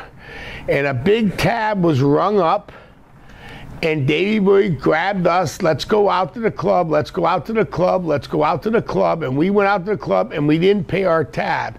So Dynamite looked and was furious, saying, these young fucks think they're gonna fucking walk out on Dynamite Kid and have him pay for their tab when they're nobody. Who are they? Ba ba ba ba ba. You know what I mean? But we never did not sell for them. That is untrue. That is definitely a false. If he wrote that in the book, I don't know why he would have, because I still was friends with him to the very end. And because of Bret Hart, my good friend, the Hitman, and Harry, who saw Dynamite at the end. I mean, he was a true champion, man. He was a good guy. I mean, in 1992, I think it was, we were running a tour over there in 92 or 93, and me and Chief Jay, like I told you before, and Brett went to see him, and he wasn't living in the greatest section, but he was so happy to see us. So we invited him. I said, Dynamite and Brett said, come out and come to the bar. You don't have to come to this show, be around the guys. And he came to the show that night, and he broke down, he cried. We cried with him, and he missed the business, and he's just a legend, and he always will be. No matter what any people say bad about him, they can go kiss my ass, because the Tommy Billington I know is the greatest person in the world, and was just a good guy. And thank the Lord up above that I know him, and I got to meet him, and I got to be friends with him. And he actually put me and Sags in there, that the Nasty Boys meant something to him, because I'm telling you, that trip in Japan, he ribbed us every day. He put ashes on top of our head. He would smoke cigarettes all the time. We were his human ashtrays. We didn't even know it. Our hair would be burning, and we didn't even know it. But he'd pull so many ribs on us. He would call Abdullah the butcher at all hours of the night, going, heavy champ. I mean, it was classic. But anyway, love you guys. But Dynamite Kid is the tops with the Nasty Boys. And someone's asking, what's your opinion of Brian Pillman's tough guy reputation? It's not. Brian Pillman was a great athlete.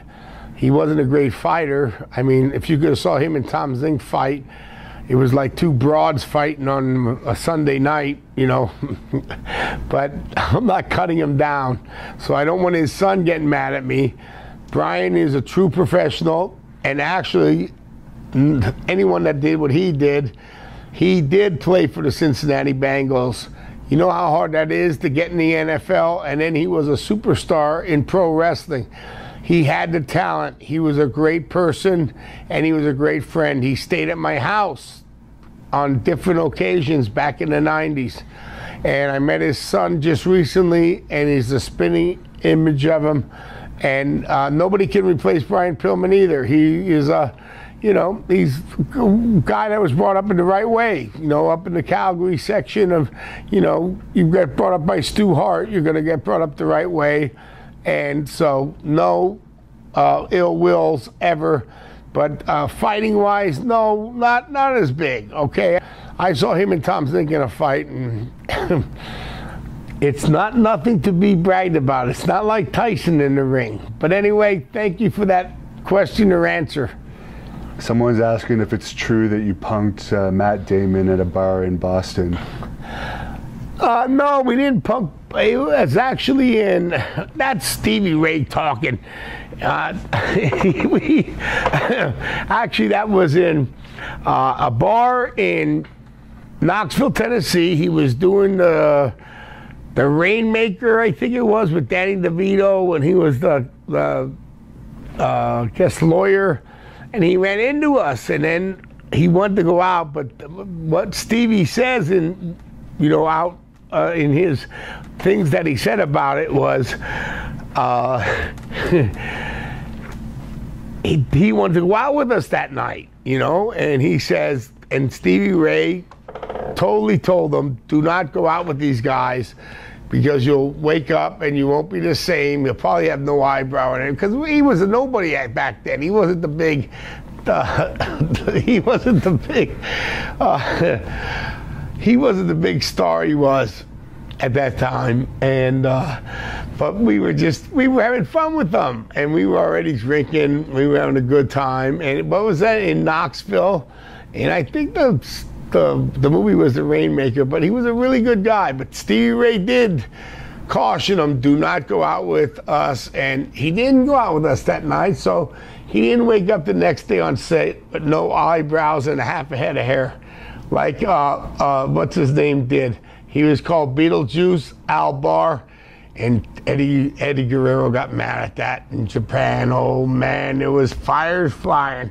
We got so many stories to tell you, but look at Hacksaw Duggan's next book, because he tells all our stories. And last fan question I'm going to ask, we might do another one at another time, but for now, actually, we can throw a few more in there. What the hell? I'm here. Let's go. All right, weed or beer? A fan's asking you, weed or beer? Weed or beer? I don't know what that is. Is that a wheat beer? Weed, as in marijuana, or beer? Oh, yeah. Marijuana. How about everything? I mean, my best friend is Willie Nelson. And Willie's trying to tell me to weed off the beer because the weed's better for you, and it definitely is, because the booze gets you all screwed up. I have not drank liquor in a little long time. Not that long, about a year or so, but I'm drinking beer again. I stopped everything for 4, 5, 6 months, and now I'm drinking beer again. As you see, I gained my weight back. I lost 100, I gained 90 back. What can you say? Once fat, always fat. I'm a nasty boy. What are you gonna say, baby? There's only one way to be, live in Nastyville, and you're gonna have the time of your life, because every day's a Friday and every night's a Saturday night. Someone's asking who came up with the pit stop. I think I answered that before. Actually, me and Sag were running stuff around, but the guys who helped us were Adrian Adonis, Roddy Piper. They were the two best right there. And also another classic, Bob Orton Jr. And we were riding down the road with them guys in AWA days in 1988, I think it was. And then when we hit 1990, we had a lot of run-ins. You don't know, nobody knows the run-ins we had. There was old guy, young guy feuds in different situations. Back in the AWA in the 80s and in the 90s, there was, and me and Piper went at it, you know? So all you gotta do is go back to the WWE network and look at the introduction speech by Flair. And what is the last thing he says? Brian Knobbs, where are you? You know, and just listen to that, because that's the truth, man. You know, I took Piper on. Yeah. Didn't fare too well. I think it'd be better today now I have some fucking toolage behind me. I still think Roddy would bury me any day of the week. He's was the greatest guy, man. He really was. I love him. And Ric Flair, another one. I mean, I'm Hulkster, Sting, you name them all, man. I don't have a bad word to say about anybody. Not even Ken Shamrock, please. I mean, shit. It's wrestling. That's the way it is. That's the way it's supposed to be. You go have a good time.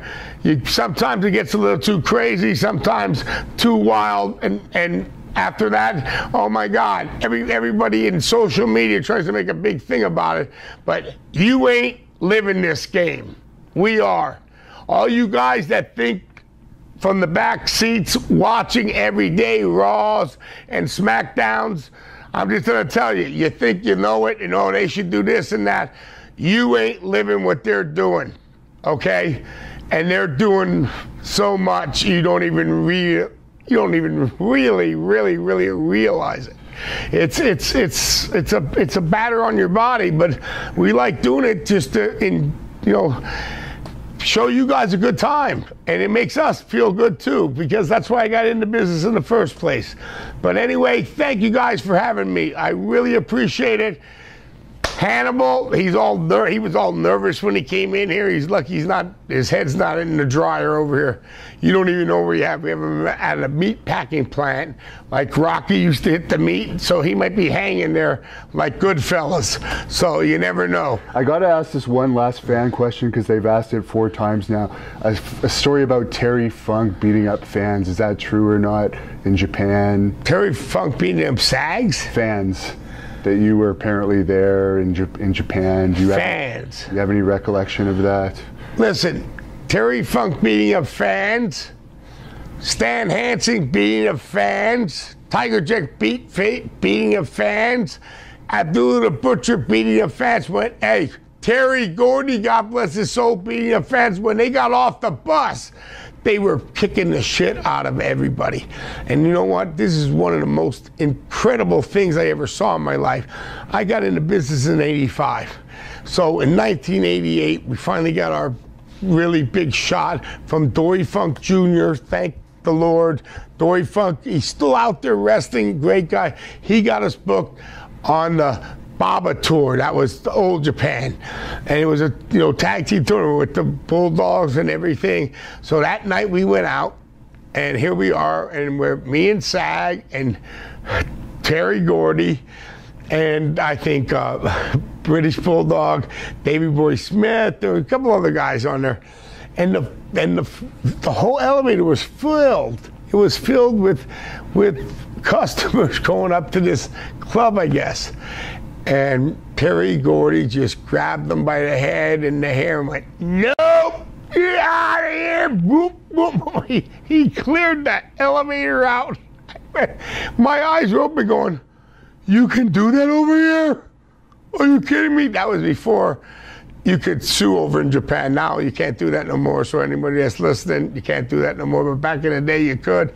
And he threw everybody out of the elevator, and we had the first class treatment right up to the bar, and we were styling and profiling. Like I said, every day's a Friday and every night's a Saturday night. Stay nasty, you motherfuckers. This is Hannibal from the HannibalTV.com, and tonight I am here at Absolute Comedy in Ottawa for the very first The Hannibal TV live taping with a man that looks like Luna Vachon swallowed Samoa Joe, the nasty boy himself, Brian Knobbs, multiple-time World Tag Team Champion. And a lot of people wonder, why wasn't he a singles champion? Well, there is good reason for that. Whenever he was knocked down in a match, he was so big that he ended up rocking himself to sleep. He needed Jerry Saggs to help him up. That is the reason. And why isn't Jerry Saggs here tonight? Unfortunately, he tried to burn some calories and he lit Knobbs on fire. It didn't quite work, and Knobbs is still holding a grudge against him for that. Has anyone of you seen by any chance the porn that Knobs and Awesome Kong made called Missionary Impossible? All kidding aside though, Knobs, he's not really fat, he's just full of shit, so let's bring him out right now. Former WWE, former WCW World Tag Team Champion. He was one of the stars of Hogan Knows Best. And the star, the judge on Trailer Park Justice, Nasty Boy, Brian Knobs. And by the way, you can feel free to get him drinks while he's up here. Keep his vocal cords loose. Sure, I'll have a Bud Light if you have one. Well, pick one out. Who wants to get me one? I'm ready. How you guys doing today? First of all, thanks for having me. You know, I haven't been, man, in these parts for a long time. It must have been back in the WWF days, because I don't think WCW came up to Ottawa and Hall too much. You know, it was always WWF, but we had some good times up here with a lot of good friends. A lot of good friends of mine ain't here no more, but Davey Boy Smith and Mr. Perfect and you name them, everybody came through here, and we were always romping and stomping. And then I think it was in Ottawa, closed early, and then we had to go to Hall, and they were open like 2 hours more for drink night. So you had to rush over for 2 extra hours, and I don't know if it was worth it or not, but had a hell of a hangover in the morning catching that plane. That's what damn. He actually main evented the Robert Goethe Arena back in about 1993 against the Head Shrinkers. It was the Nasty Boys against the Head Shrinkers. Lots of great matches at the Ottawa Civic Center over the years. You probably don't remember, but do you have any memories other than Hull closed later than Ottawa from this city? You know what? Always the fans. The fans were always so good up here. They really got into it. It wasn't like I say, nowadays, a lot of the American fans, you get a lot of them thinking everybody's smart, everybody knows the business. You don't know the business. If you knew the business, you'd be in the business. But everybody thinks they know, oh, well, this should happen or this should happen. And that's what maybe why things aren't as good or productive these days as they used to be, because, you know, a lot of writers and, you know, a lot of, people writing your interviews. And I think that's what's kind of lost. It's a lost start, because nobody wrote Stone Cold's interviews or Hulk Hogan's or Dusty Rhodes or Ric Flair's or the Nasty Boys. It came out from you, and that's what kind of person and your persona that was in the wrestling ring came out. So, you know, that's what I think the difference is, and you guys still enjoy it. You know, you don't try to dissect every match. Oh, this should have been like this. You guys just go out there, know we're doing a good job, know we know what we're doing, and we go out there and give you the best show we can. And Canadian fans have always been the #1 for that. You know, so. One of the reasons you were so successful as a tag team is you were actually best friends with Sags for a very long time. Do you want to start by telling us your history with Sags? Well, me and Sags grew up together. We've known each other now 45 years. We were both 10 when I met him, and both played Little League. And he was first baseman, and I was left field. And the ball could be hit right in front of me, but I would have to make this spectacular grab and probably would always drop it. And he was first baseman and couldn't stretch because he was too big. And then the balls would always come up and hit him in the face. And he already had that tooth that's missing was half a tooth. And I said to him, I said, first time I ever met him, I said, hey Jerry, what happened there? Well, how'd you lose your tooth? And he goes, my brother shot it out with a BB gun then. Ever since he told me that, I said, this guy's gonna be my friend. And 45 years later, I'm still with that stinking toothless pig. What can I say? Sags is known as a legitimately tough guy. I mean, everyone knows the story. He beat up Ken Shamrock. Can you tell us some other stories about Sags' toughness that we may not have heard? Well, Bobcat Bradley, he busted him up pretty good at the Vancouver big arena there in the back, because it was over a rib. And good old Silent River Owen Hart, he's the one that actually did it and stirred it up. Owen. And but we got blamed for it. So Sag just bought these brand new Jordans, and he came up to Sag, this Bobcat Bradley, and he goes, it's over. That's all it's gonna be. It's over. My partner's looking at me, what the hell is he talking about? So then we get out of the ring, and Bobcat Bradley's already dressed and ready to go out, and my partner can't find his brand new Jordan sneakers he just bought. Here, Bobcat Bradley shoved them in the coffee pot. They were just soaked full of coffee. They were ruined. And Sag went out there with just a towel on and caught him right before he left the building, right in front of the fans. The towel went down and Sag naked. Just beat the living, stopped a mud hole in his ass. I know. Sag busted his hand on his face. And not too many people know about that, but the guy's name was Bobcat Bradley and beat the living hell out of him, you know? And a lot of people don't know, you were actually in the military. What trade were you in the military? I was in, I went for 13 Bravo, cannon crewman. That was the one where I got a $5,000 bonus, and you lived half the month, you know, 3 months, 3 weeks out of every month, you were out in the field playing war games. So, you know, it wasn't the best job. So, you know, but was there for about 2.5, 3 years, and then got released. And my partner... For eating too many cheeseburgers, yes. I understand. He actually wanted to get released, so he ate and ate and ate until he couldn't fit the uniforms anymore. That's legitimate. Well, I was like supposed to be 210 or 208, and I was 210 at the time. And I just went home, and Sag was at home, and he just got kicked out. He had a scholarship for football for Virginia, and he just got kicked out of college for hitting the hall monitor over the head with a keg of beer. So he was at home going, do you really like it in there? I've been in 3 years of it now, and now they want to maybe ship me somewhere else, but now they're trying to get rid of me because they say I'm overweight. I'm 2 pounds overweight. So in that whole month I was home, me and Sag proceeded to eat at McDonald's about 35 to 40 cheeseburgers every night. Every night? Yeah, every night. I came back, I was 275. They flipped out. They said, Yandrovich, you got a month to lose it or you're out of here. And so I got an honorable discharge. And then, you know, then what's so funny is 26 years later, I'm in 2009, me, Jimmy Hart, and Greg the Hammer, we were in two divas, Kelly Val, SoCal Val, and Kelly Brooks. And we went over for our troops to Iraq. And we were over there for 30 days, and yeah, and I never, you know, I'm always drinking a beer here and there, and Jimmy said they have them on the base. So when we got there, it's a Muslim country, there ain't no damn alcohol over there. I went, well, damn, Jimmy, at least you could have, you know, told me if you wanted to send me to rehab, send me to rehab. You didn't have to bring me to Iraq and say, hey, there's no over here, so you're stuck for 30 days.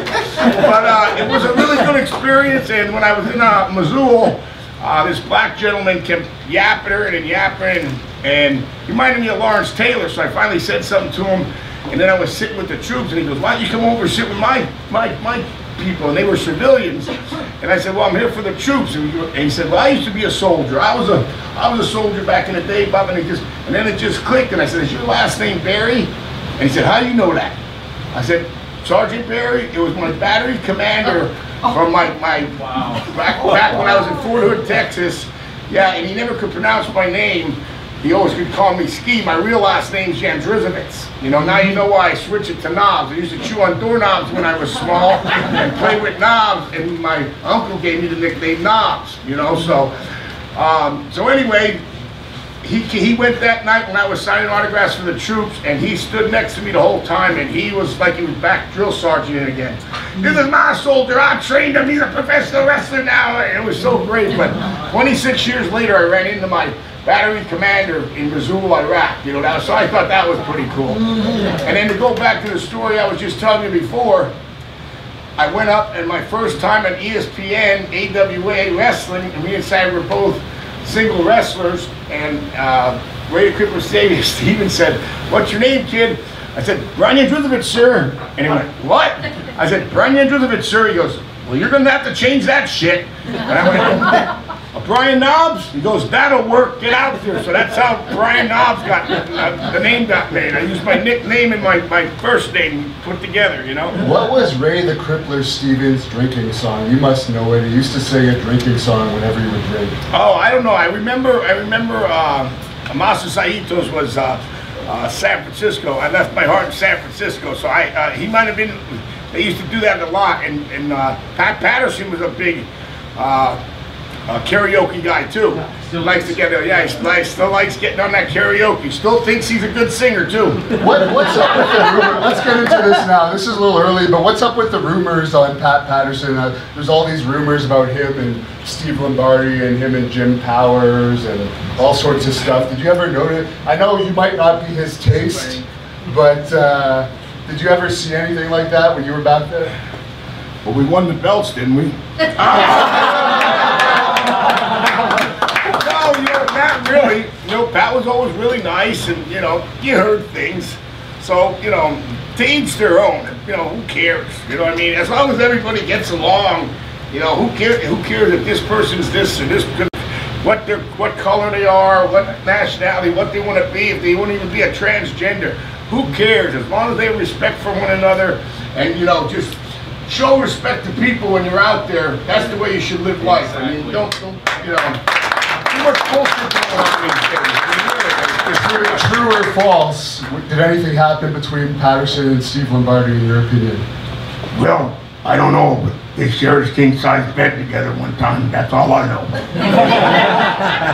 Now, you mentioned the AWA. That was a huge territory back in the day. Definitely one of the top three. There was AWA, WWF, and NWA. Yeah. How did you get booked in AWA, and what are your memories of Vern Gagne? Well, we actually, when we, all the bullshit happened with, me getting tossed out of the Army, getting tossed out of college, we were in a lot of barroom fights every weekend. That was our thing, all these muscle-bound guys that thought their shit didn't stink, all the bodyguards at these clubs, and that was our deal.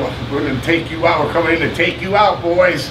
And then that's pretty violent there. Where my dad worked for the police station actually, fixing the cop cars, and he was the chief mechanic there. And Matt Millen, who's a pro football player for actually the NFL. 4 Super Bowl rings. He had 2 with one with Oakland Raiders, one with the LA Raiders, one with Washington, one with San Francisco. So he played, and then he went to Detroit and went to be a GM, and he still got paid, but he didn't do a very good job. But Ford liked him. He kept him around for 9 years. But he's the one that took us to his house and said, you guys are screwing up, and I think you should try that. Why don't you try that pro wrestling knobs? You always liked it. So we said, all right. And at the time, in Allentown, PA, they used to have television tapings there. So when television tapings... You're from Allentown, right? Yeah, I'm from Allentown. So they used to stay at the hotel right there, right down the street from Sags' house. So we got the guy who managed the place, knew some of the wrestlers, and he knew George the Animal. So that night we went to bother George the Animal, and he had a girl with him. Bless his soul, he had a girl with him, and we were driving around the car, and he kept on moving the car, and like, who are these idiots? That, finally found out it's the 2 marks from Allentown trying to get in the wrestling business. He recognized us because we had these haircuts back in the day. And so he called me the next day, and he had Jimmy Snuka, Bob Orton Jr., and Mr. Wonderful to beat the living shit out of us, but we were both working. We couldn't go to the hotel. So then he said, if you're really serious about, wanting to be a wrestler, you'll go to Vern Gagne's camp, and that'll either make you or break you. And we started with 22 guys, and me and Sags are the only ones that finished. And that's because we lived on the bottom of Brad's, where the camp was, and our car broke down, so we couldn't go nowhere. We were stuck. And then you just didn't. That's the difference between today's wrestling and when we grew up, when we got in, you just didn't shoot right to the top. We drove the ring truck for 6 months. Then we refereed. Then we started getting in singles matches here and there. You just don't get pushed in right to a spot where, like down Nexus, and you have the developmental, people think they should get pushed right away. I mean, it takes time. It's all respect. It's all paying your dues, learning your trait the right way. So when you do take them bumps, and it means something, not just going out and, and you can still learn a lot if you watch a lot of the older schoolers today, just a lot of old school matches, even a lot of the British Bulldogs matches and stuff like that.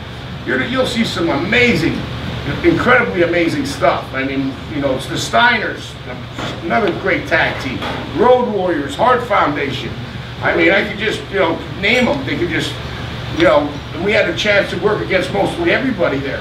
I mean, you know, even the Bushwhackers. Talk about a good tag team. Yeah, and always had fun with them too. Did the Bulldogs ever play a rib on you? They're known for their ribs. They played a rib.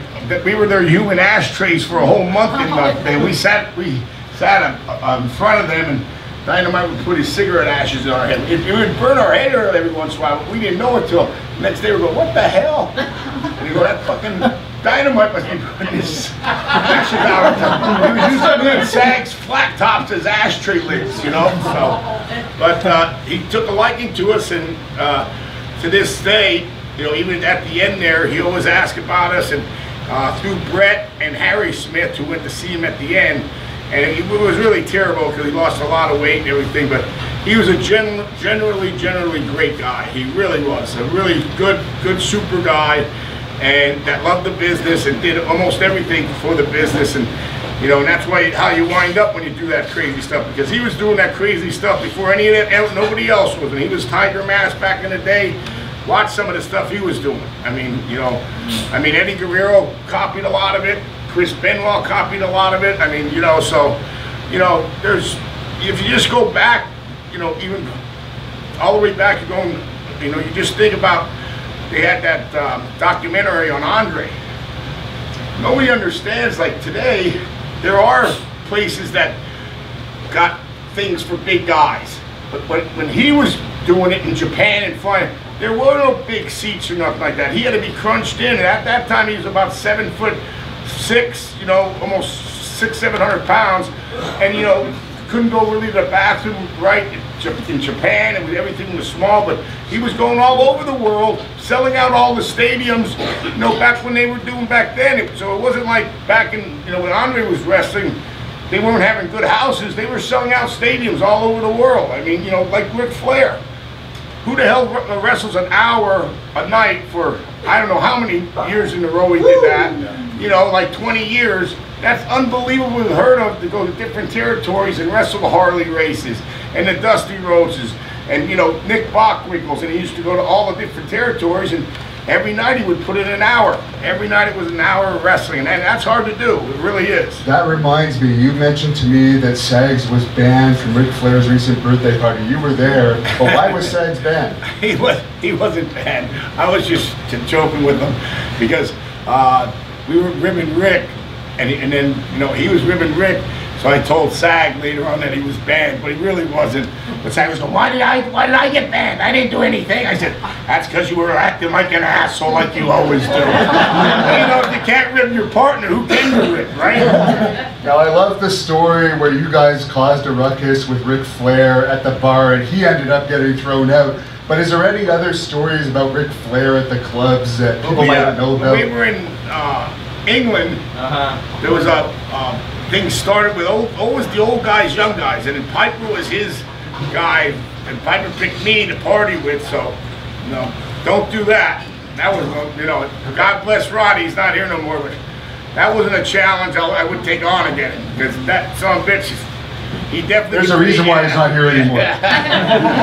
He's definitely a great guy and a great soul, but you don't want to, you know, challenge him on anything, because Roddy Piper goes to the fullest, you know what I mean? But we had this thing going on, and so Rick always got into a big skirmish and like a half shoot. So we were at Springfellows in England, and he put his shoes up there, and I said, "Are them $450 snakeskin loafers?" And he goes, "No, they're them $650 snakeskin loafers." I said, "Really?"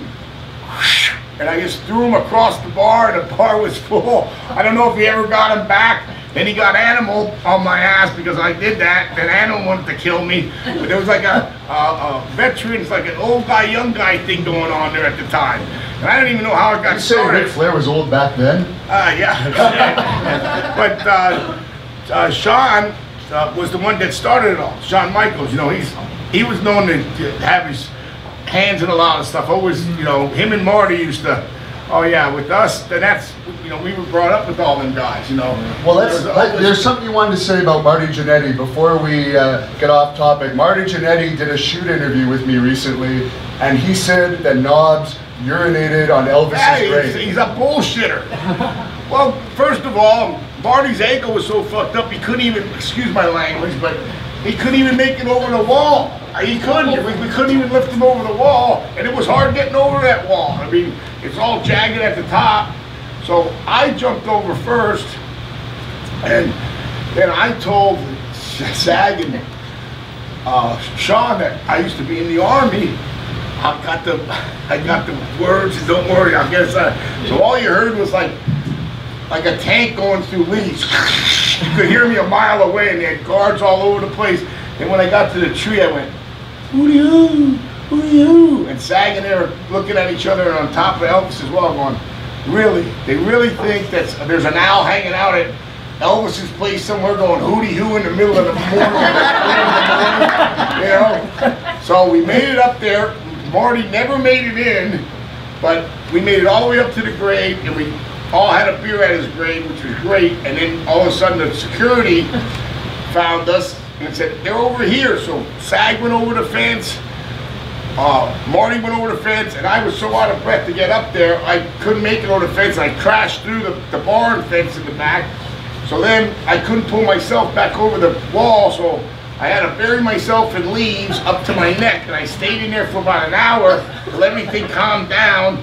And I was real quiet so I could find the smallest spot in where his wall is, because there's a couple spots that goes down where I could grab and pull myself over. This is in Memphis at Elvis's old house, right? Yeah, For anyone who doesn't know. Yeah, but Marty said he was there, and I shouldn't say this or shit I said, but Knobs just went and got up and urinated on Elvis's grave. I said, "I didn't do that." Marty wasn't even there, the fucking liar. What the hell's he talking about? He's making up his own stories like Hacksaw does in his book. Hacksaw uses half of our stories to explain his stories. And he said to me, "Whoever writes the book first, kid, gets to tell the stories." Well, you tell us a story about Hacksaw. He's been to Ottawa lots of times. He used to wrestle for Great North Wrestling. What story do you have about the big Hacksaw, Jim Duggan, who I introduced when he was in Ottawa doing a comedy show a few years ago? Well, he hates this, but you know, they played cribbage in the back a lot. So it was Macho and Sag played and Duggan. So then Sag started it, so he just made up a little chime, and the chime went like this: "Hacksaw Duggan, that's my name. I'm a fucking asshole, bing a bing." So that was it. So all of a sudden, boom, he said it, and I went, "Hey, Hacksaw Duggan." Me and Sag went at it for about, in the locker room, sitting and going back and forth for about an hour and a half. And now Macho's playing cribbage with Hacksaw, and he's going, "That's not cool, brother. You're calling you a fucking asshole in front of the boys, you know." So now he's stirring Hacksaw up, right? So all of a sudden, it's going on again. It's going on for about an hour and a half now. So all of a sudden, who walks in humming it and singing it?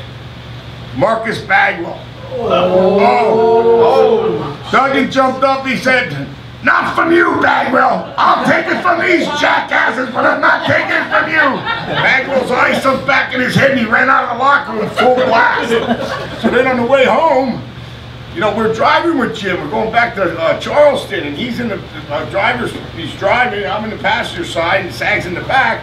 He didn't talk to us for like 35, 40 minutes, and we're going, "Jim, is there something wrong? Is there something going on here?" He said, "You're damn right there's something going on. It's that fucking asshole song." He's going dashing on the dashboard, this and that. He goes, "You're calling me a fucking asshole in front of the boys." So Sag said, "Well, Jim, tell you the truth, right now you are acting like a fucking asshole."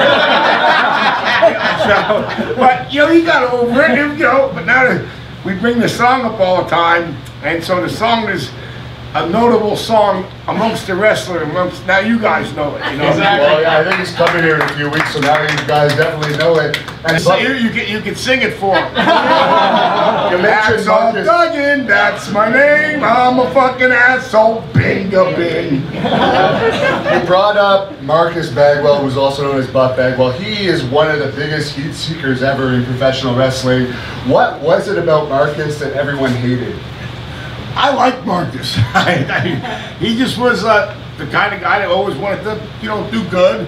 And he asked a lot of questions, but just, how you get heat by just, I guess you're, at the time when you're that good-looking baby face kind of guy, like I know Paul Orndorff didn't like him too well. He was an agent. Yeah, he was beat up Vader. Well, he was hitting him in the corner. This is a work. This is a shoot. Like you hit him for real, then you give him a working punch to try to teach him. But actually, it was more, there's always some people out there that just don't like you. Do you remember the lyrics to the American Male song? Anyone? No. They're very complicated. I never.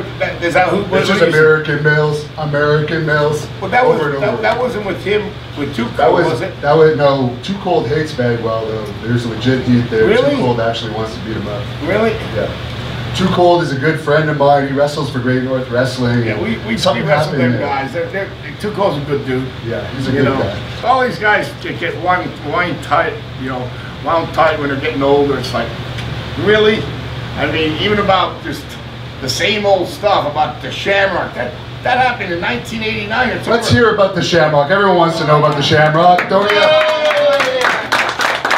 No one really want to hear about it. I was drunker than hell. I got in the fight, and then he came looking for us at our hotel, and then he found a room from Colonel Parker, and then he bashed on the door trying to get in, and I was passed out. I was passed out on sleeping pills, never woke up. Next day I woke up, my feet's in the wrong position, so I knew something was wrong, and I said, Zag, did something happen last night? And he went, you're damn right something happened. Ken Shamrock wanted to kill you, he came in here. I had to protect you. I threw him over. I was going to throw him over the third-story balcony. The cops were here, blah, blah, blah, blah, blah. I went, sorry, buddy. And I turned around and went back to sleep. Well, let's set the record straight on something. Colonel Parker told me that he actually called you guys and notified you in advance that Ken Shamrock was He did not. He's a liar. He did not. He went, this is what really happened. Because you guys beat him over the head with a phone. Apparently his head was like swollen. Nobody beat him. I was out cold. If Sag hit him with something, Sag hit him with he busted in the room, you're breaking and entering. It's called street fighting. Anything happens, it happens. You know what I mean? So whatever happened, but I was sleeping through all of it, so I don't know. But I know he went to Colonel Parker's room, and we know what Colonel Parker did. They're right up there, Route 365, right up there. It's okay, Shankin. Ken had it by the shirt. He did not try to call him and tell us he was coming on his way up. Fucking Robert Fuller's a bullshitter. Even though hopefully he's doing good because he did. He actually just recently got hit by a car. Oh, really? I didn't know that. Yeah, he's doing pretty good, but he was. And he has a shoot interview on the Hannibal TV. Check it out, everyone. Yeah, but he was taking his nephew across the street. Some guy hit him, kind of hit and ran him, but he's getting better. But he messed him up a little bit, So. Did you ever see Shamrock since that incident? His what? Did you ever run into Shamrock again since that incident? Yeah, we ran into him a couple times. Actually, the last time he shook my hand. He asked me how I was doing. I don't think he didn't shake Sag's hand, but he shook my hand. Now you talked about the Macho Man, Randy Savage. Yeah. Tell us some more stories about him. I want to dig it. Oh, Mach was the greatest. He was the real deal. We're just a real good. He talked like that. Believe it or not, that wasn't a voice. That's the way he talked, and he was just a good guy. Go out, like to have beers, and just a guy I thought would live forever. That was a shock to me because he had the heart attack. That accident didn't have nothing to do with the heart attack. He had the heart attack at the light, and he was already dead, and the car rolled through the light. So he already had the heart attack. People thought he got in an accident, then had the heart attack. No, he had the heart attack. And what's weird is 2 weeks earlier, he had his mom at the heart doctor to get her heart checked, and he never got his checked. You know what I mean? So that's a shame. But yeah, he was definitely always. We went with him one time, and they took us, him and Hulk took us, they went and bought his dad, Angelo, a 1960 Cadillac. And we drank all the way from LA back, and we went to just get some sleep before the night's matches. And they took us out to this would-be thing in Michigan. It took about 2 hours to get there.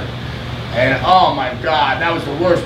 That night we were just burnt the hell out. But we were there when he actually gave the car to his dad, and his dad had tears in his eyes when he gave him for his birthday gift, a 1960 Cadillac, old Cadillac convertible. And we went there and helped Randy pick it out with Hulk. It was me, Hulk, Sag, and Randy. And that was a good time, good time to remember, you know what I mean? Macho was always good, man. He really was. In your opinion, there's always the rumor, Lanny actually told me this off the record, but everyone always says that he actually slept with Stephanie McMahon. What's your opinion on if that happened or not? I don't know.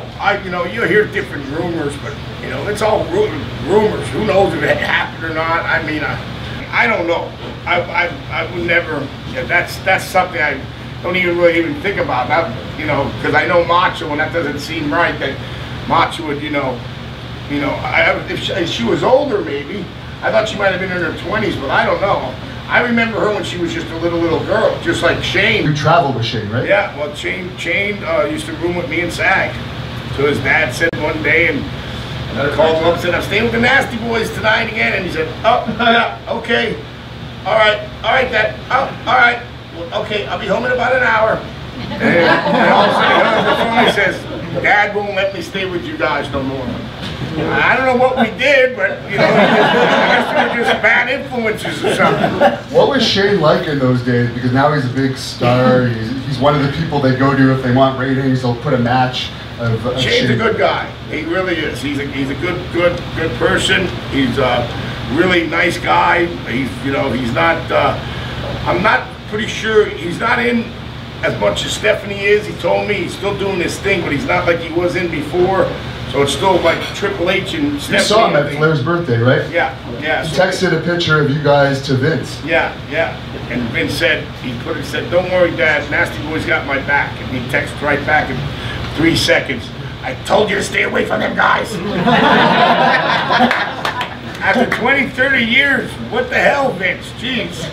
Now, you were a star on Hogan Knows Best. Everybody knows your best buddy was Hogan. He actually pantsed you in front of a huge amount of people. I used the clip in the promo for this, but did he actually pants you? Yeah, well, yeah. In front of like 500 people?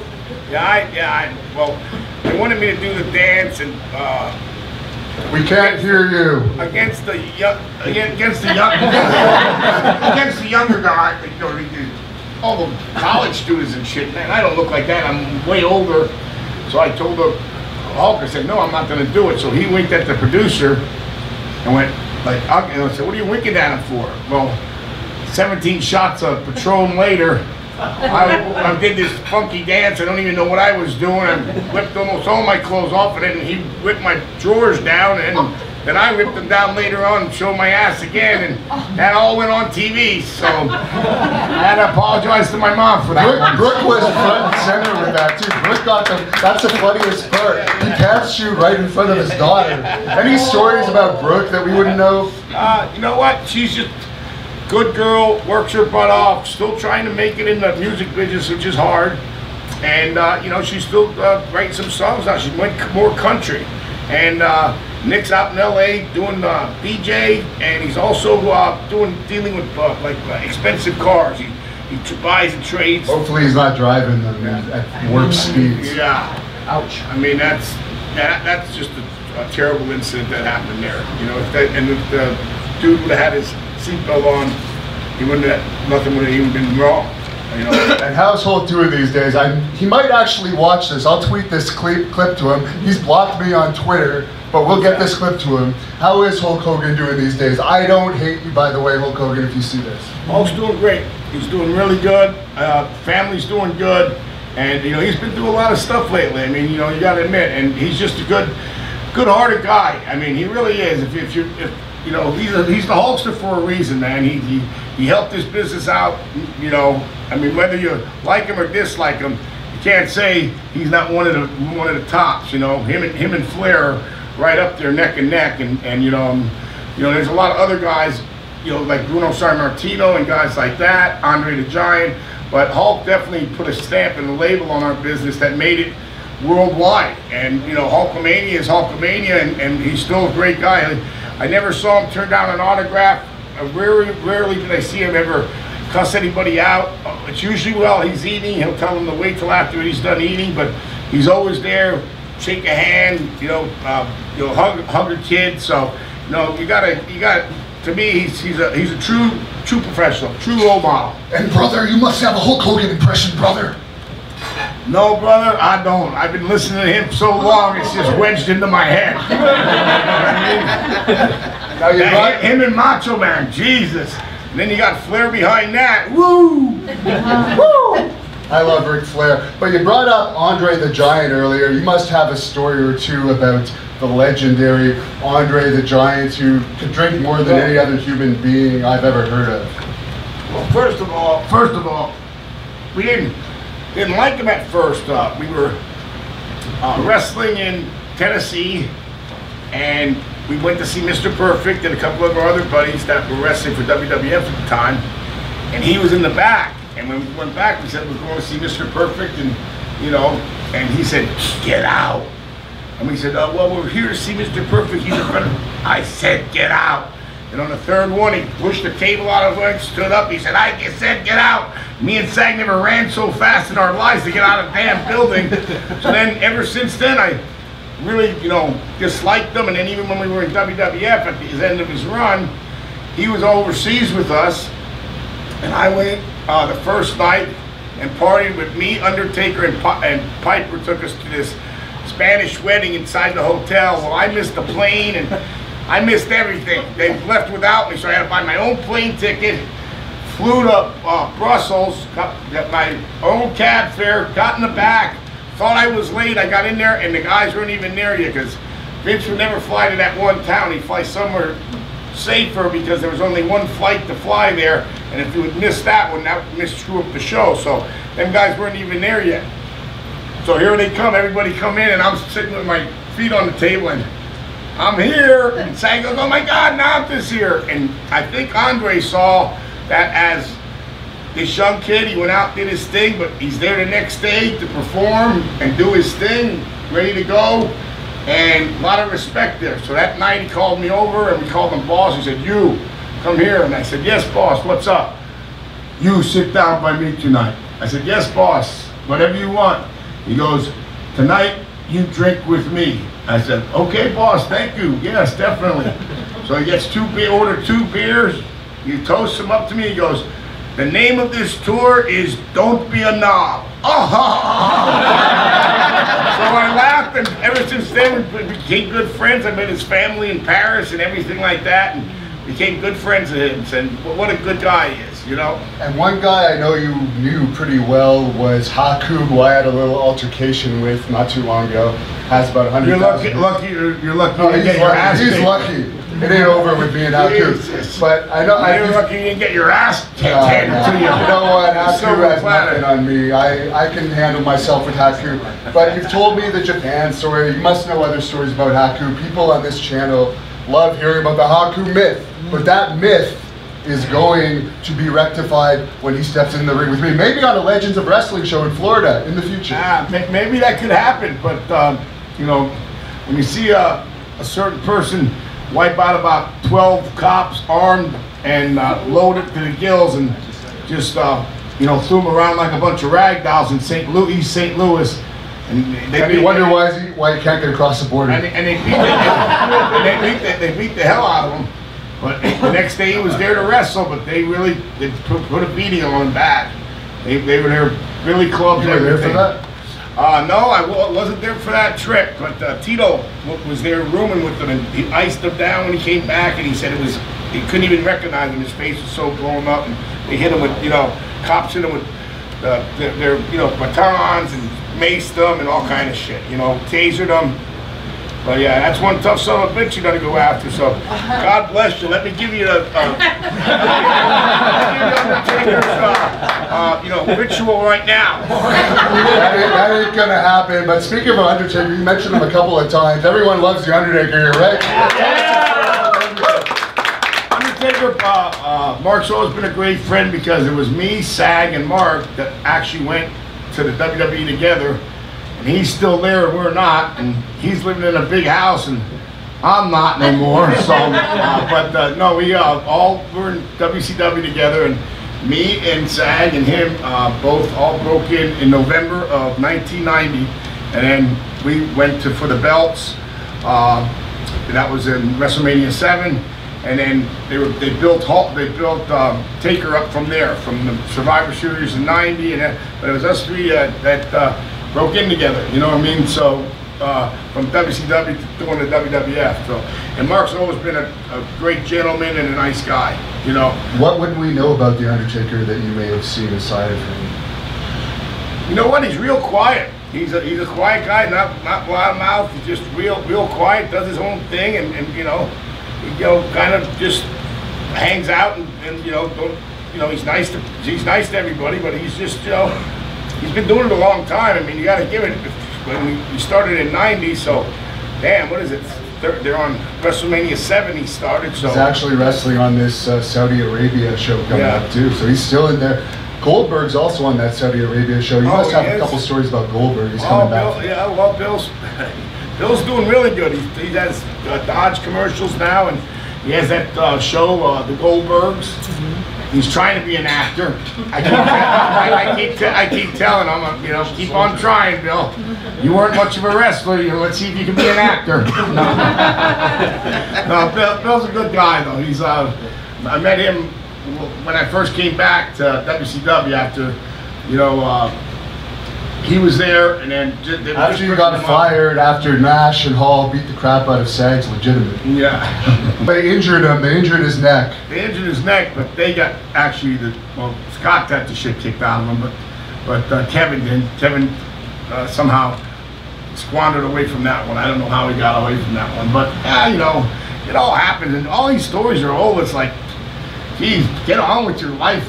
When you hear about some of the things, I mean that was even, God, that's almost 30 years ago.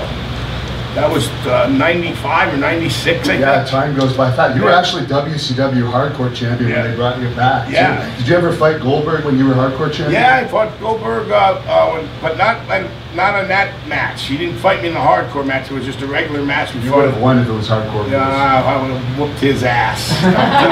That took a lot out of my, seriously, the way I wake up in the morning and that, man, I wake up like a tractor trailer every morning.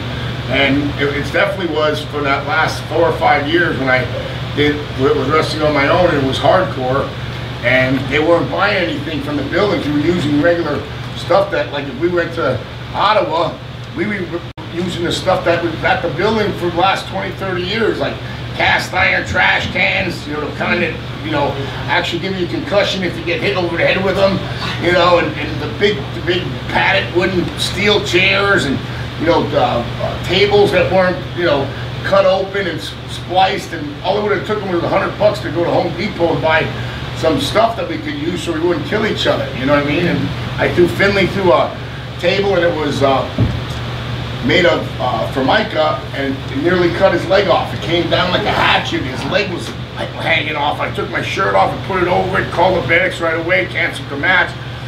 And he was in the back, and I got one cut right down here, and I was out of all kind of pain medication.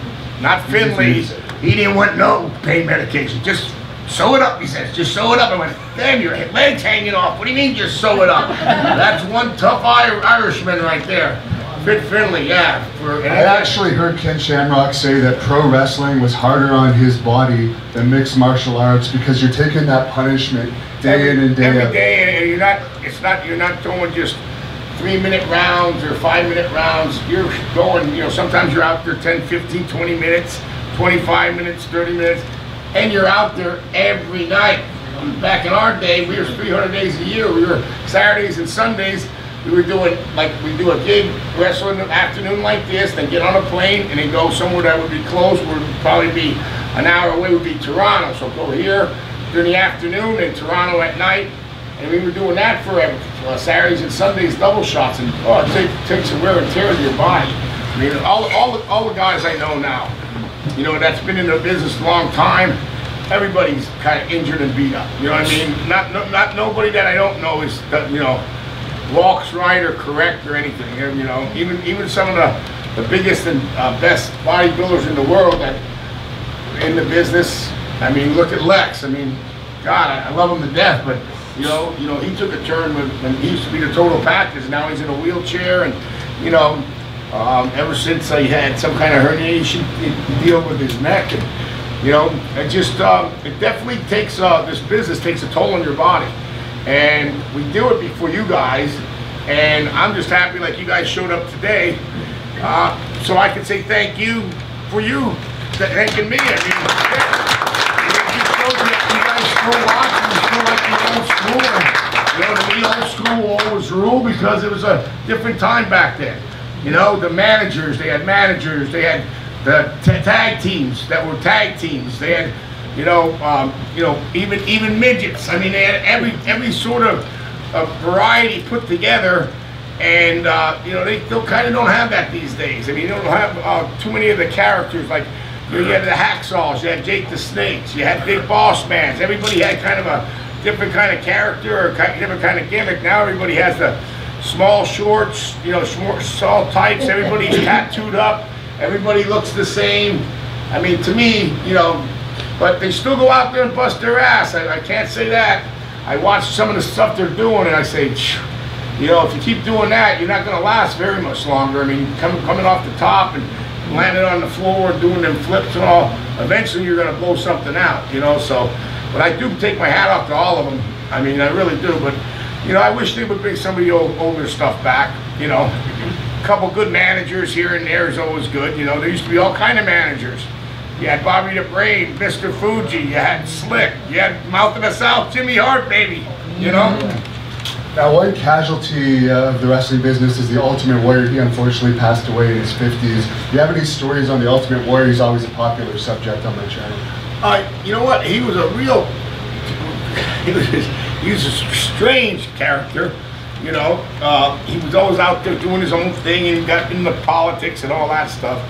But he's another guy that I was very surprised on because he always watched what he ate, but didn't drink a lot. It wasn't a big, you know, this, that, the other, and he always took care of his body, man. That was one of, you know, his body was his temple, and then winds up, you know, right after he gets inducted, and then after Raw, he dies in the airport parking lot of a heart attack. So you just wonder how the hell, you know, a guy there that took care of himself, like Mach was another one, because Mach took care of himself like that too. He, you know, no butter on the chicken, and you know. Me, I'm the other way. I lost 100 pounds and I gained it all back already. What the hell? You know, and what's, you know, how can you do that? You know, I'll tell you a story here. I got invited to when we were doing. They didn't have it for Hogan Knows Best, but it was a charity event, 5,000 plate per person. So Linda invited me and my wife. And then we were the only wrestlers that were invited, and everybody else were, you know, Hulk's friends. And one guy named was Bob Basham, and he owns all Outback Steakhouses, owns them all. He's the top guy, and he was along on the trip, so I got kind of gooned up. So I was calling him Outback Bob, giving him smacks on top of the head. So then on the way home, we were driving, and we had one of them like you know, a country star. Music star rock and roll bus, you know, so everybody's sitting in there, and I went in front of him and I shot him the moon. Well, I didn't know the guy was going to take a left-hand turn, and my ass came right back and went right in his face. So the next day I think everything's okay, you know.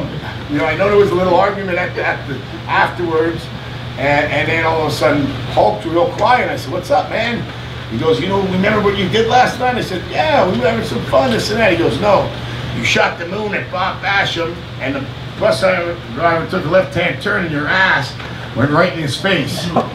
And he goes, "If he would have got a gun, he ran off that bus so fast when we parked. If you had a gun in his car, he would have shot you dead." And I said to Hulk, I said, "Well, I guess my ass didn't smell like a blooming onion then." No response from Hulk. And I knew I was there. I got kicked out of the house for 6 months over that little fiasco there, but then I got back in again. You know, That's why he has the nasty boy, you know. We've got to have some, you know, shits and giggles, you know, so. Speaking of your home life, you're actually the brother-in-law of Greg the Hammer Valentine, who I recently please don't mention that, no. What's it like being a brother-in-law with him? He's an interesting character for sure, but he did do a great shoot interview that I encourage all of you to check out on the Hannibal TV. Greg's a good guy. He's been through a lot. You know, his dad was a hell of a wrestler, and he went through it at the time when his dad wanted him to, his dad wanted to stay younger, so he was calling him a brother instead of his son. You know what I mean? Back in the day. But no, Greg's a good guy. Greg has a sixth sense of humor. If you get to know him, he has a sixth sense of humor, but he's real quiet. He don't, you know, he's a different cat, but he's funny. He has a real sick sense of humor. He's one of them, you know, real crazy in the head deals, you know. I heard somebody, your host here said something. How'd they find that out? I was on Cowhead. They were putting asshole, non-asshole, the wrestlers, and it was up against Jake and Honky Greg Tonk. was up there, yeah. No, I didn't put Greg up there. I put Honky Tonk and oh, come on, Honky Tonk Man's not an asshole, is he? God, he is a big asshole. He actually backed out of the shoot interview. I said if anybody should have got fucking tackled and thrown on their ass during the Hall of Fame speech, it should have been him or fucking Brutus, not Bret Hart, one of the fucking best wrestlers of all time. We're good friends with Brett. Do you have anything to share with us about Brett? We're really family with the Harts. I mean, from everybody, from Stu to, you know, his mom, and I mean, from Brett's mom and Stu, and just all the, you know,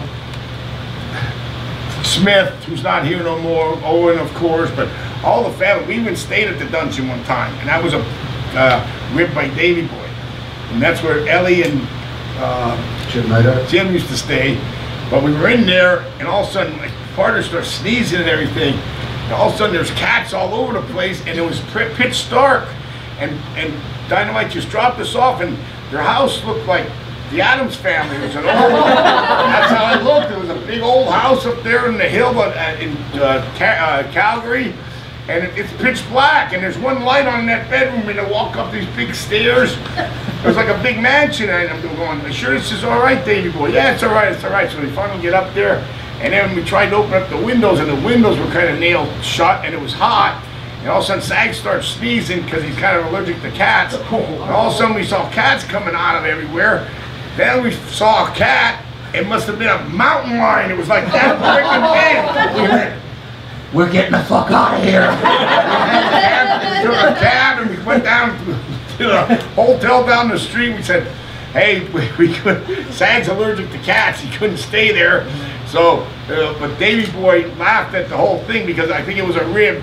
Davey just to put us there in the get-go, because we didn't have all this other stuff going around, and then you hear this creep, clip, and it's Smith up in the attic. That's where he lived, walking around at like 3:30 in the morning. We're going, "What the hell?"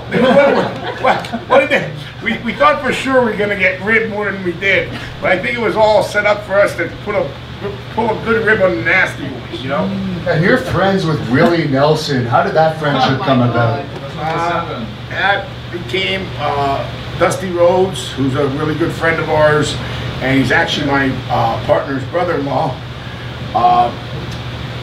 Said, "Would you like to meet Willie?" And I said, "Man, I would always love to meet Willie." And he sent over me and Dustin and Sag, and they were playing in Clearwater, and they stopped the bus, and I met him that day. It was 1988, and from then on, Dusty kind of passed the torch to me, so I would go see Willie at Farm Aids and this and that, and we became really good friends, and I could call him anytime, and he's just a real great guy and humanitarian and just a good guy who would give you the shirt off his back. But yeah, we smoked a lot of good smoke on that thing.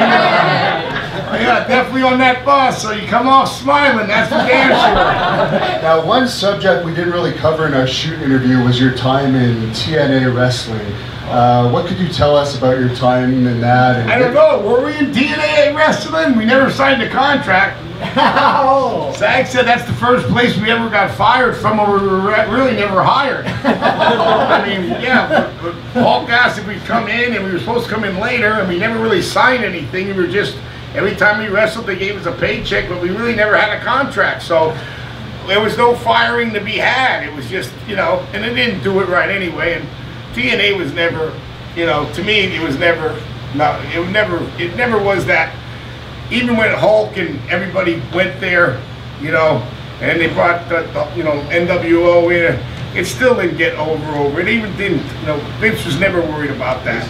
I mean, Vince is worried about the new one, AEW, because, you know, that has some good talent there, and you know, when he sees something going on, he's definitely going to be on it and try to block that. Right, so, like he did with the XWF. That's one thing we never talked about too. The XWF is a league that Brian started. It had Hulk Hogan, Mr. Perfect, huge stars in it. Roddy Piper. Yeah, Jerry Lawler was in it too. Yeah, what happened with that? I guess Vince. Well, we only had the guys for 60 to 90-day contracts, and we're still trying to get a TV deal. And he started picking the guys off. The guys he said he didn't want no more, all the old guys. And he saw that it was still had, and he put a big hole in the side where we're trying to sell the tape. Now Vince is picking the guys off because we only had them for 60 days, and 45 and 60 days and 90 days. So the the first guy he got was Hogan, and Hogan wrestled The Rock at WrestleMania 18 against at Tokyo, and not Tokyo, at Toronto Skydome. Yeah. So. But hey, the only good thing I said is we must have been on the right track, or he wouldn't have came after us, because he never once went after TNA at all. He never tried to, come in and bust it up or anything. But I know I hear some things nowadays that he's trying to make sure guys don't leave to go to AEW. So there needs to be more wrestling out there. I mean, really, the independent scene's doing better, but there needs to be another company out there, and this guy has money and he knows what he's doing, knows the Jaguars, owns a English football team, so he has a very good chance of putting a good product out there, and there needs to be another product. Competition is what wrestling business needs. There was nothing better when there was WCW and WWF going at each other all the time, because there's competition there, and you can leave.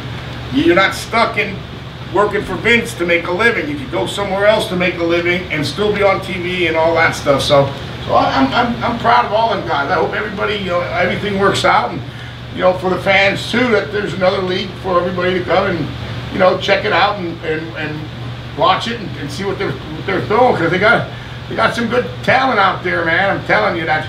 Omega Kid's unbelievable. I mean, Cody Rhodes, he's doing his own thing. The Young Bucks, Jericho's still out there. He's like the old schooler, so I like that Chris is out there doing his thing. So, yeah, we'll see what happens, man, but I'm rooting for him. And another league you were involved with was, of course, Celebrity Championship Wrestling. Dennis Rodman was in that, Danny Bonaducci, many celebrities. Any memories of that? Yeah, that was a good time. Yeah, because you're trying to teach people out of wrestling like 3 or 4 days to actually do a match, and you're talking about Screech from Saved by the Bell, and Tabitha from Bewitched. Like, what the hell do they know? What's her name? She was a Playboy Playmate, Nikki Searing, and I grabbed her by the back of the hair to give her a turnbuckle, and she goes, "My hair extensions." I went, "There are no hair extensions, it's pro wrestling." Boom.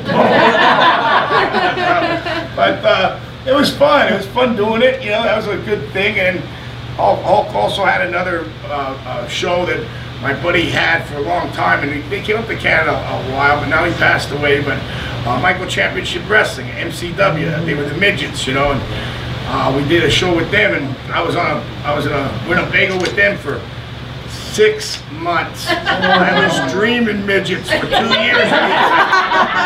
Instead of dreaming sheep, I was dreaming midgets floating over my head. Now, last question before we get on to the fan questions, which, by the way, you fans can line up. I'm going to be doing them against that wall. You will be on the Hannibal TV for that portion of the show.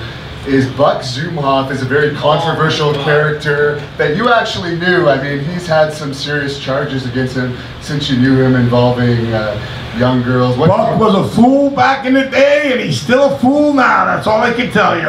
Oh my God. And he got caught stealing in the locker room money out of the guys' wallets back in the day. He's lucky he didn't get killed a long time ago.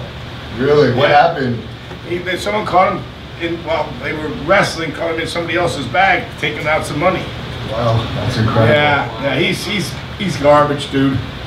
You know, people, you kind of see the wannabe guys and the old guys that work their way doing this and that, and there's no reason to work or take anybody's money. You guys are out here for a reason to have fun. Remember old stories that we did. I mean, one of the things I remembered and brought a tear to my eye. I was at Live Aid 1985 in Philadelphia, and they were having the same event in the UK, and I watched that Bohemian Rhapsody, and I saw them, and that was their big deal there, that big comeback. And then I think about it, that was in '85, and I was in Philly, and then 7 years later, we were in Wembley Stadium, SummerSlam '92. We were the opening match, so no matches went yet. 94,000 people, and the opening match was me, Sag, and the Mountie against Hacksaw and the Bushwhackers, and we tore it up, brother. Because nobody did nothing yet, and the people were just live. They wanted to see that first match get on the way, and it's the most awesome feeling ever. But watching that really brought a lot of memories of it's the SummerSlam '92, so. Well, the Mountie was one of my trainers, so I got to throw this question in there. Any memories of Jacques Rougeau? He's the Mountie. He's not the Mountie. Hey, we used to have so much fun with Jacques. He's a good guy, yeah, because we would tag him sometimes when we were in the 6-man, because he would always like to try to tag in when it was time for the heat. When it was time to bump, his ass was always on the outside. Like, what the hell, bullshit to that? So one time me and Sag didn't tag him, when it was time for the heat, he got so mad in the back. You need to tag me? I said, well, if you start taking a couple bumps every now and again and not just coming in for the heat, maybe we'll think about tagging you. Shut up before you get that cattle prod stuck up your ass. All right, well, we're going to move on to the fan question portion.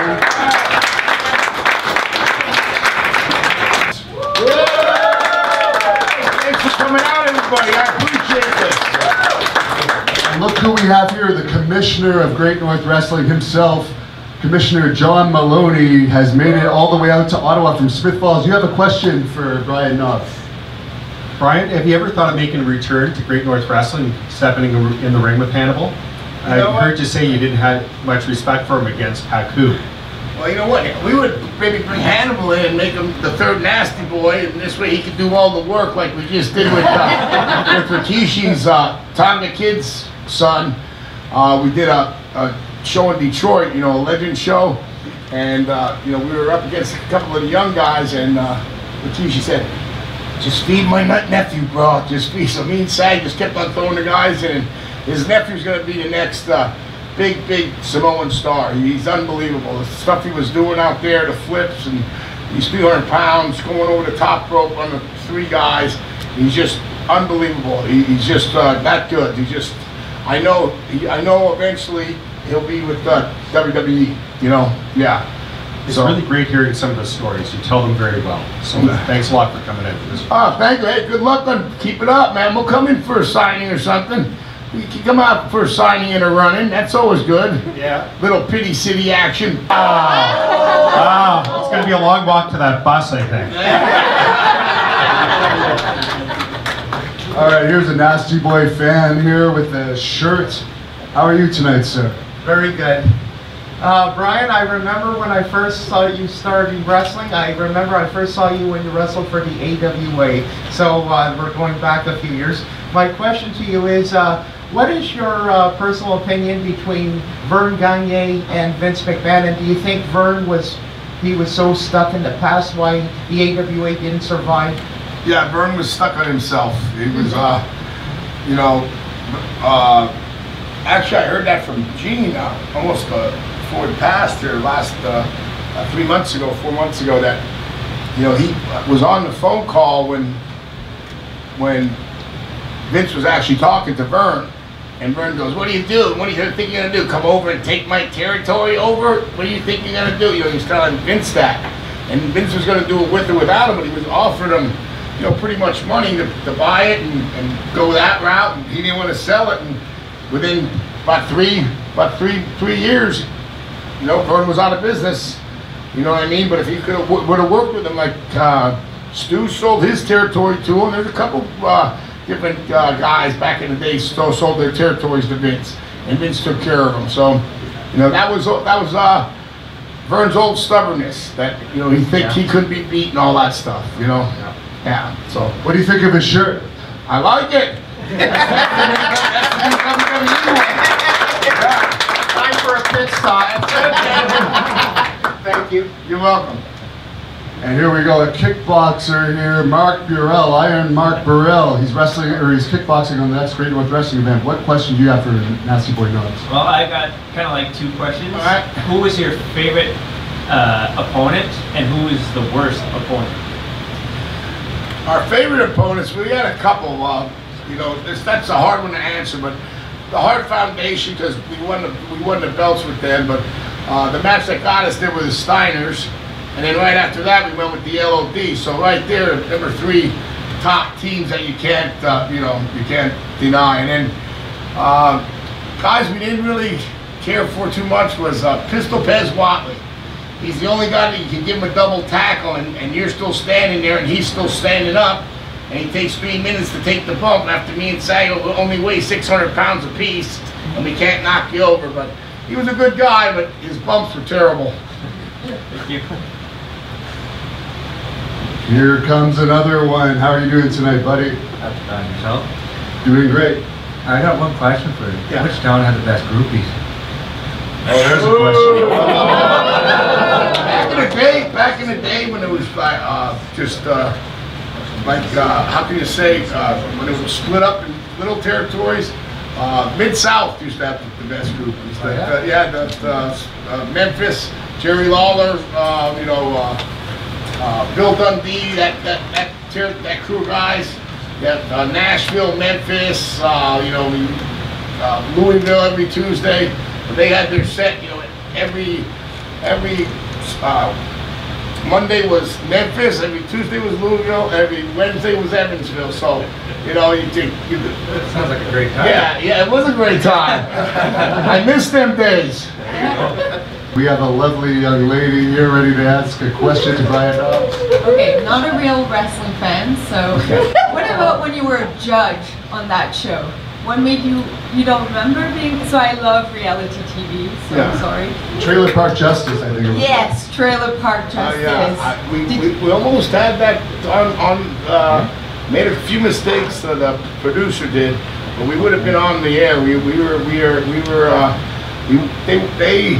I wanted to make it all real, and they had to have it real cases, but have improvisational actors in there, and I think that's where it kind of took this flip, because if they would have had real, trailer court people in there, trailer trash, going through, this guy, pissed on my grill, and there was stuff like that, and then I could have handled it. But they wanted to go with the improvisational actors, but real cases. Okay. So, but thank you for that.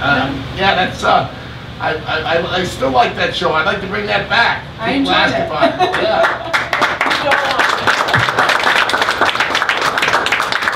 All right, Mr. Boston Pizza, do you have a question for Mr. Knobs? Of course I do.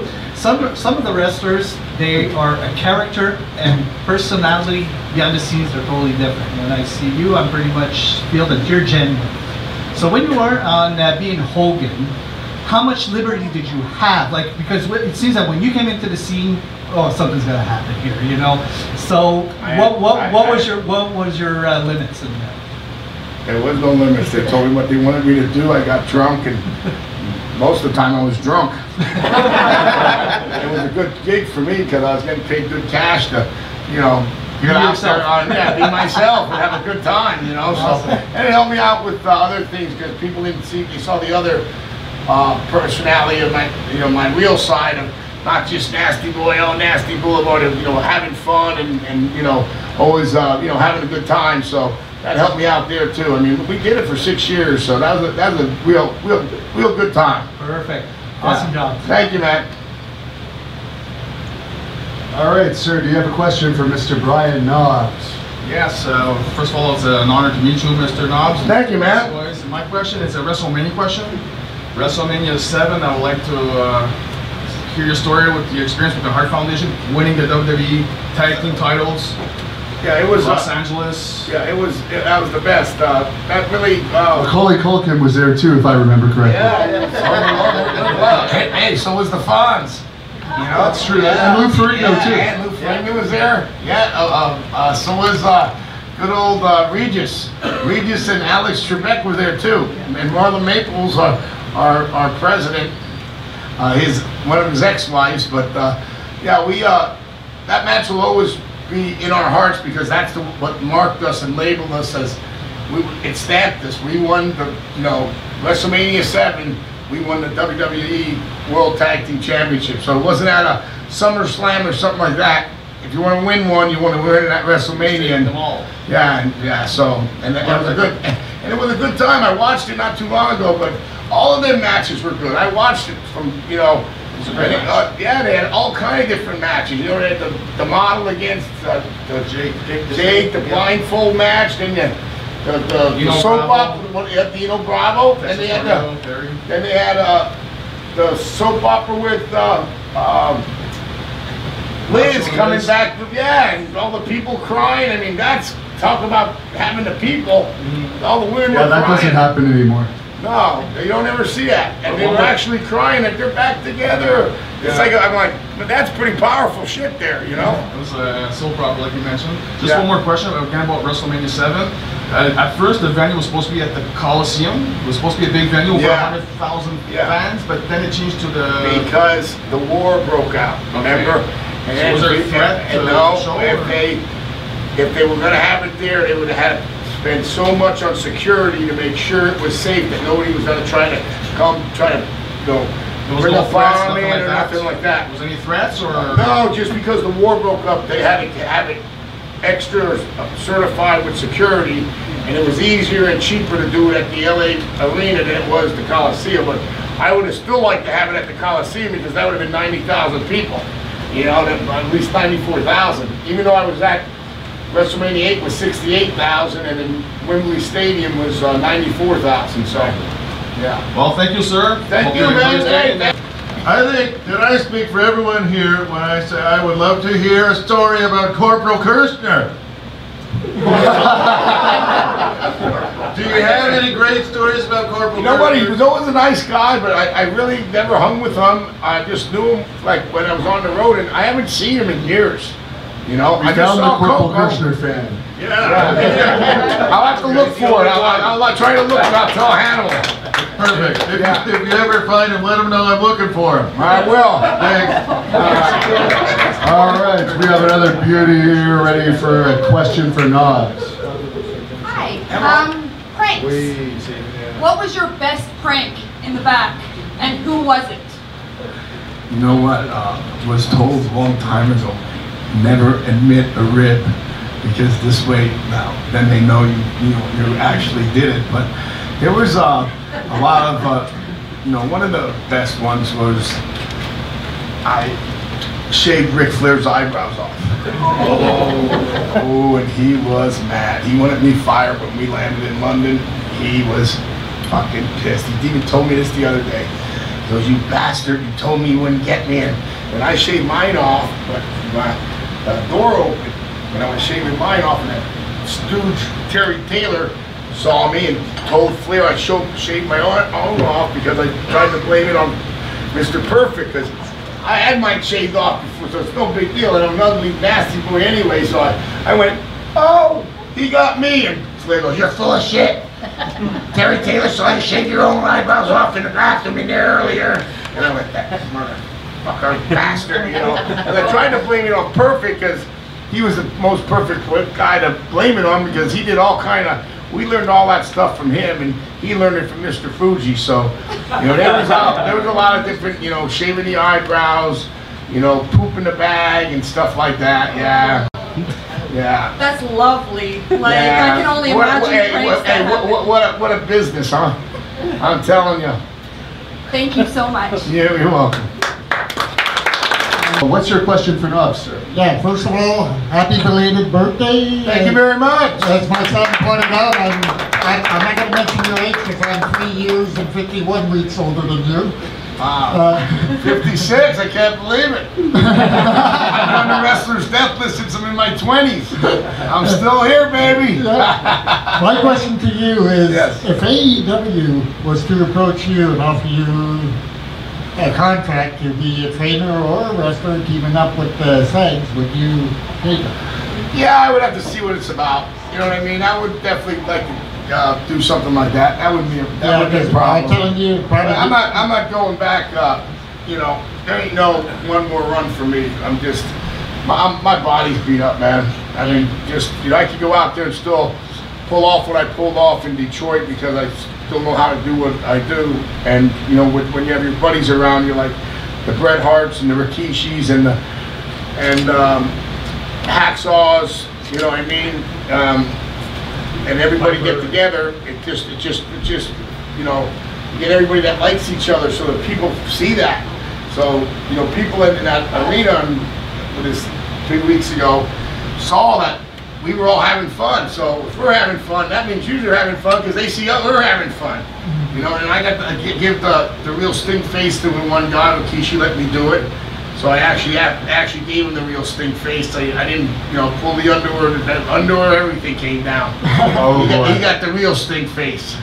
Yeah, felt pretty good. And you know, I mean, I did the armpit and the stink face in one night. Well, thank you for coming on. It's great to see you. Thank you very much. Thanks for having me. And it was his birthday this week, so that's nice. I think what was it, Wednesday was his birthday or something like that? That was Monday. Monday, yeah, Monday was his birthday. Happy birthday. 56, still here.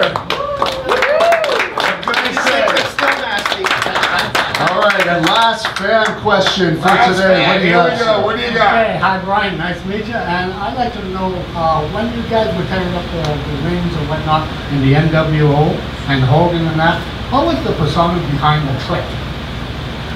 The persona behind the Click was just a bunch of guys. Which Triple H and Hunter and Hunter and let's see, Scott Hall, Kevin, Sean, X-Pac, and they all had their little group of guys, and at the time they had the power also with Vince, so you know they were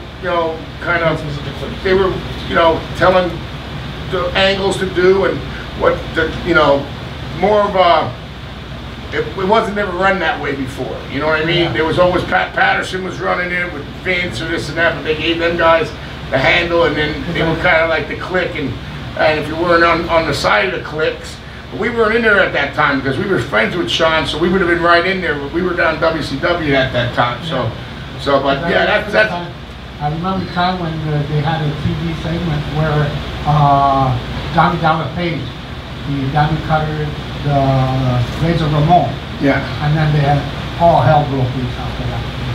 Yeah, I don't know which was a work there or not because Scott and DDP are pretty good friends, so I could think that could have been a work. You know what I mean? Just to say they actually after it was known the Click, then so they started using it as an angle for actually to use it as we're after the Click, so. That's how it kind of came to be. So that might have been just the work, right. Okay. Good. Okay. I didn't really watch too much of DDP stuff. Your opinion on DDP since you brought him up? DDP's one hell of a yoga instructor, I'll tell you that. He put me through that. I couldn't even move. I was huffing and puffing in 30 minutes. I couldn't believe it. And he had me just doing the rolls and the stretches, and it actually helps out a lot of people. So good for him. And he's always a go-getter. I known him before he ever was in the wrestling business, so we knew him when he was a big bar manager and everything, and he's always been cool. So, more power to everybody, especially positive people. We need more positive energy out there. Everybody's always negative and this and that and the other shit. You hear a lot of wrestlers always cut down other wrestlers. And why do that? I mean, you lived a hell of a life, enjoy it. You know, we're out for the latter part of our careers now, and you know, we're still having fun. We're still having fun sitting down here talking to you people, just bullshitting and talking about old times and what kind of matches were this and how it was this guy, and it's fun because I grew up over half my life with most of these guys. I mean, I've been in the wrestling business now 34 years, and I'm 56. So, half my life I've been with the Bret Harts and Macho Mans and Hulk Hogan's, and I mean, they all been friends of mine forever. You know what I mean? And my partner's the longest, 45 years. So I don't know how to get rid of him, but I guess he's stuck with me. And where can people follow you if they want to look you up on social media? I'm at Brian Knobs, at Brian Knobs on Twitter, and then my Facebook is, I think, at Brian Knobs. And there's a picture of me standing there. I have a Nasty AM shirt on, so you can notice me there. And then we're probably I didn't start the Instagram yet. I'm not into the social media. I got to, because it does help so much to get out on the social media thing, but I gotta get doing it, and I'm not too good at all that stuff, especially spelling. That's why I have to talk my texts. I don't spell too good. That's why I got into wrestling and got chairs smashed over my head, okay? Well, we're at The Hannibal TV on Twitter and Instagram, and thehannibaltv.com is our website. We're also on Facebook at The Hannibal TV. Any final message for this great crowd? Give yourselves a round of applause. Thank you very much for having me out, listening to my stories, some old stories, stuff brings back some good memories. And like I said, always had a good time when I was out here in Ottawa and Hull, and the fans never disappointed me, and you didn't disappoint me today. Thank you all for coming out. You're great. Thank you very much. Keep on watching, because wrestling's still wrestling, and with the network you can always look up the old school, so that's one good thing. The network has, the young kids see our matches these days, and I go, well, how do you see our matches? And they say, well, you just look up the Nasty Boys on the network, and you can get every match we ever did, even the AWA days. So that's a good thing that it's still staying alive, one way or the other. And our era was definitely a different era. I don't think it ever will be repeated, but it shows by guys like you still going out and seeing guys like Hacksaw and Jake the Snake and Ted DiBiase and myself and Bret Hart, and it just shows you that you guys still love that era. We did something, from the 80s and 90s that people love, and I love it too. And thank you very much that you still appreciate it, and I appreciate you guys coming out. Thank you. All right, I'm here with two old friends, Knobs and Sags, the Nasty Boys. Guys, we're here for WrestleMania weekend at WrestleCon. You guys have been in many WrestleManias. Tell me some of your thoughts about the WrestleManias you participated in. Well, we were in WrestleMania 7, and we beat the Hart Foundation for the WWF Tag Team Championships of the World, and that actually made our career. After that, we were stamped and labeled, and everybody knew us all over the place. So there ain't nothing like that in the world of wrestling. Is WrestleMania. That is the Super Bowl of wrestling, and it just keeps growing and getting bigger and bigger, and the matches are unbelievable, and I'm just telling you, they do a great job at everything. So Sags, there's a couple of kids who started out with a dream and ventured into Verne Gagne territory. How did it feel to win the WWE Tag Team Championship at WrestleMania? Oh, when you to come to the top of the mountain in wrestling today, or when we started in the business, you had to make it to the WWE, which was WWF at the time, to be at the top of your game. And by winning the titles, working for that company at a WrestleMania, there was nothing better that you can do in your life. I mean, it set us to a whole different level as tag team, as wrestlers, as entertainers, or whatever you want to call. But there's no higher you can go, and no better feeling you could ever have. And then we had a great match, awesome match. Let's face it, you got to give it to the man, Vince McMahon, because he almost lost the business. Turner almost had him out, and there would have been no WWF, WWE. And he turned it all around, and now there's only one major wrestling company, and it is the WWE.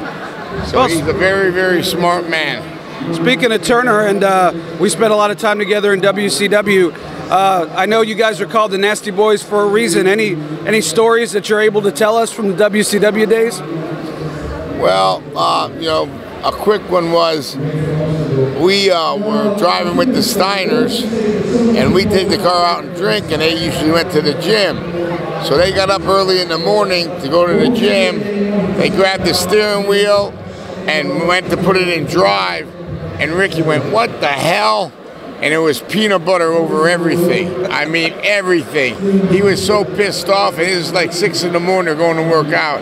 So that day, that night at the matches, they come in, they grabbed him, and they tore his clothes off till he's down in his underwear, taped him up, and then drug him out to the fans, and let him lay out there like a mummy, all taped up, like he was a, you know, a prison guard getting, you know, taped up before somebody gets to, you know, trying to escape jail or something. Did you get any payback? Hey, yeah, I'll tell you, you would appreciate this because I know you were on one of those buses, the infamous B bus. You can go from anybody from Stone Cold Steve Austin to Sting to Lex to Flair to Arn, and tell the stories that happened on that damn bus on those Europe tours. A lot of our friends that were on those buses ain't here no more. I know Rick Rude was on there, Sid was on there, a lot of the guys, but some crazy stuff happened on those buses on those Europe tours. And working for Turner back then, it was the greatest time. You know what the times we had in the road pens. It was awesome. and Sid and Rick Rude had a challenge where they put their arms down and they put a lit cigarette in there. Who can handle it the most? All of a sudden, it came down to the end, and Sid went, "Ow!" He pulled his arm away. Rick Rude took it. There was about that much of a cigarette left. He puffed it 3 times, got it lit, and put it out on his stomach. The next day, when we go to the bus, he goes, "I don't know what the hell happened, but I got a big burn mark in my stomach." He didn't even remember, but God bless you, Rick Rude. We missed you. I know the answer to this question because I'm involved, but tell the fans on the Hannibal TV what you're up to now. Well, I started this league called Legends of Wrestling back in 2008, and it started as just getting my guys and friends together, you know, just all our rowdy friends that all got together and doing stuff with Major League Baseball. And now it's got bigger and bigger, and we've got about 8, 9 teams under our belt. And we do a couple each year, and now we also did the NFL this year with Jacksonville against Minnesota Vikings, and that went well. So it's more like a come and combining them both while the football game or baseball game's going on. You get autographs before the game starts, then we mingle throughout the crowd, and we do all kind of stuff. But check it out. It's called thelegendsofwrestling.com, the website, and you'll see what we're up to because we've been on, I mean, let's face it, USA Today, Goldberg speared the one guy from the Colorado Rockies, the backup catcher, because after he threw the first pitch, the guy made a jerk out of him, so he speared him.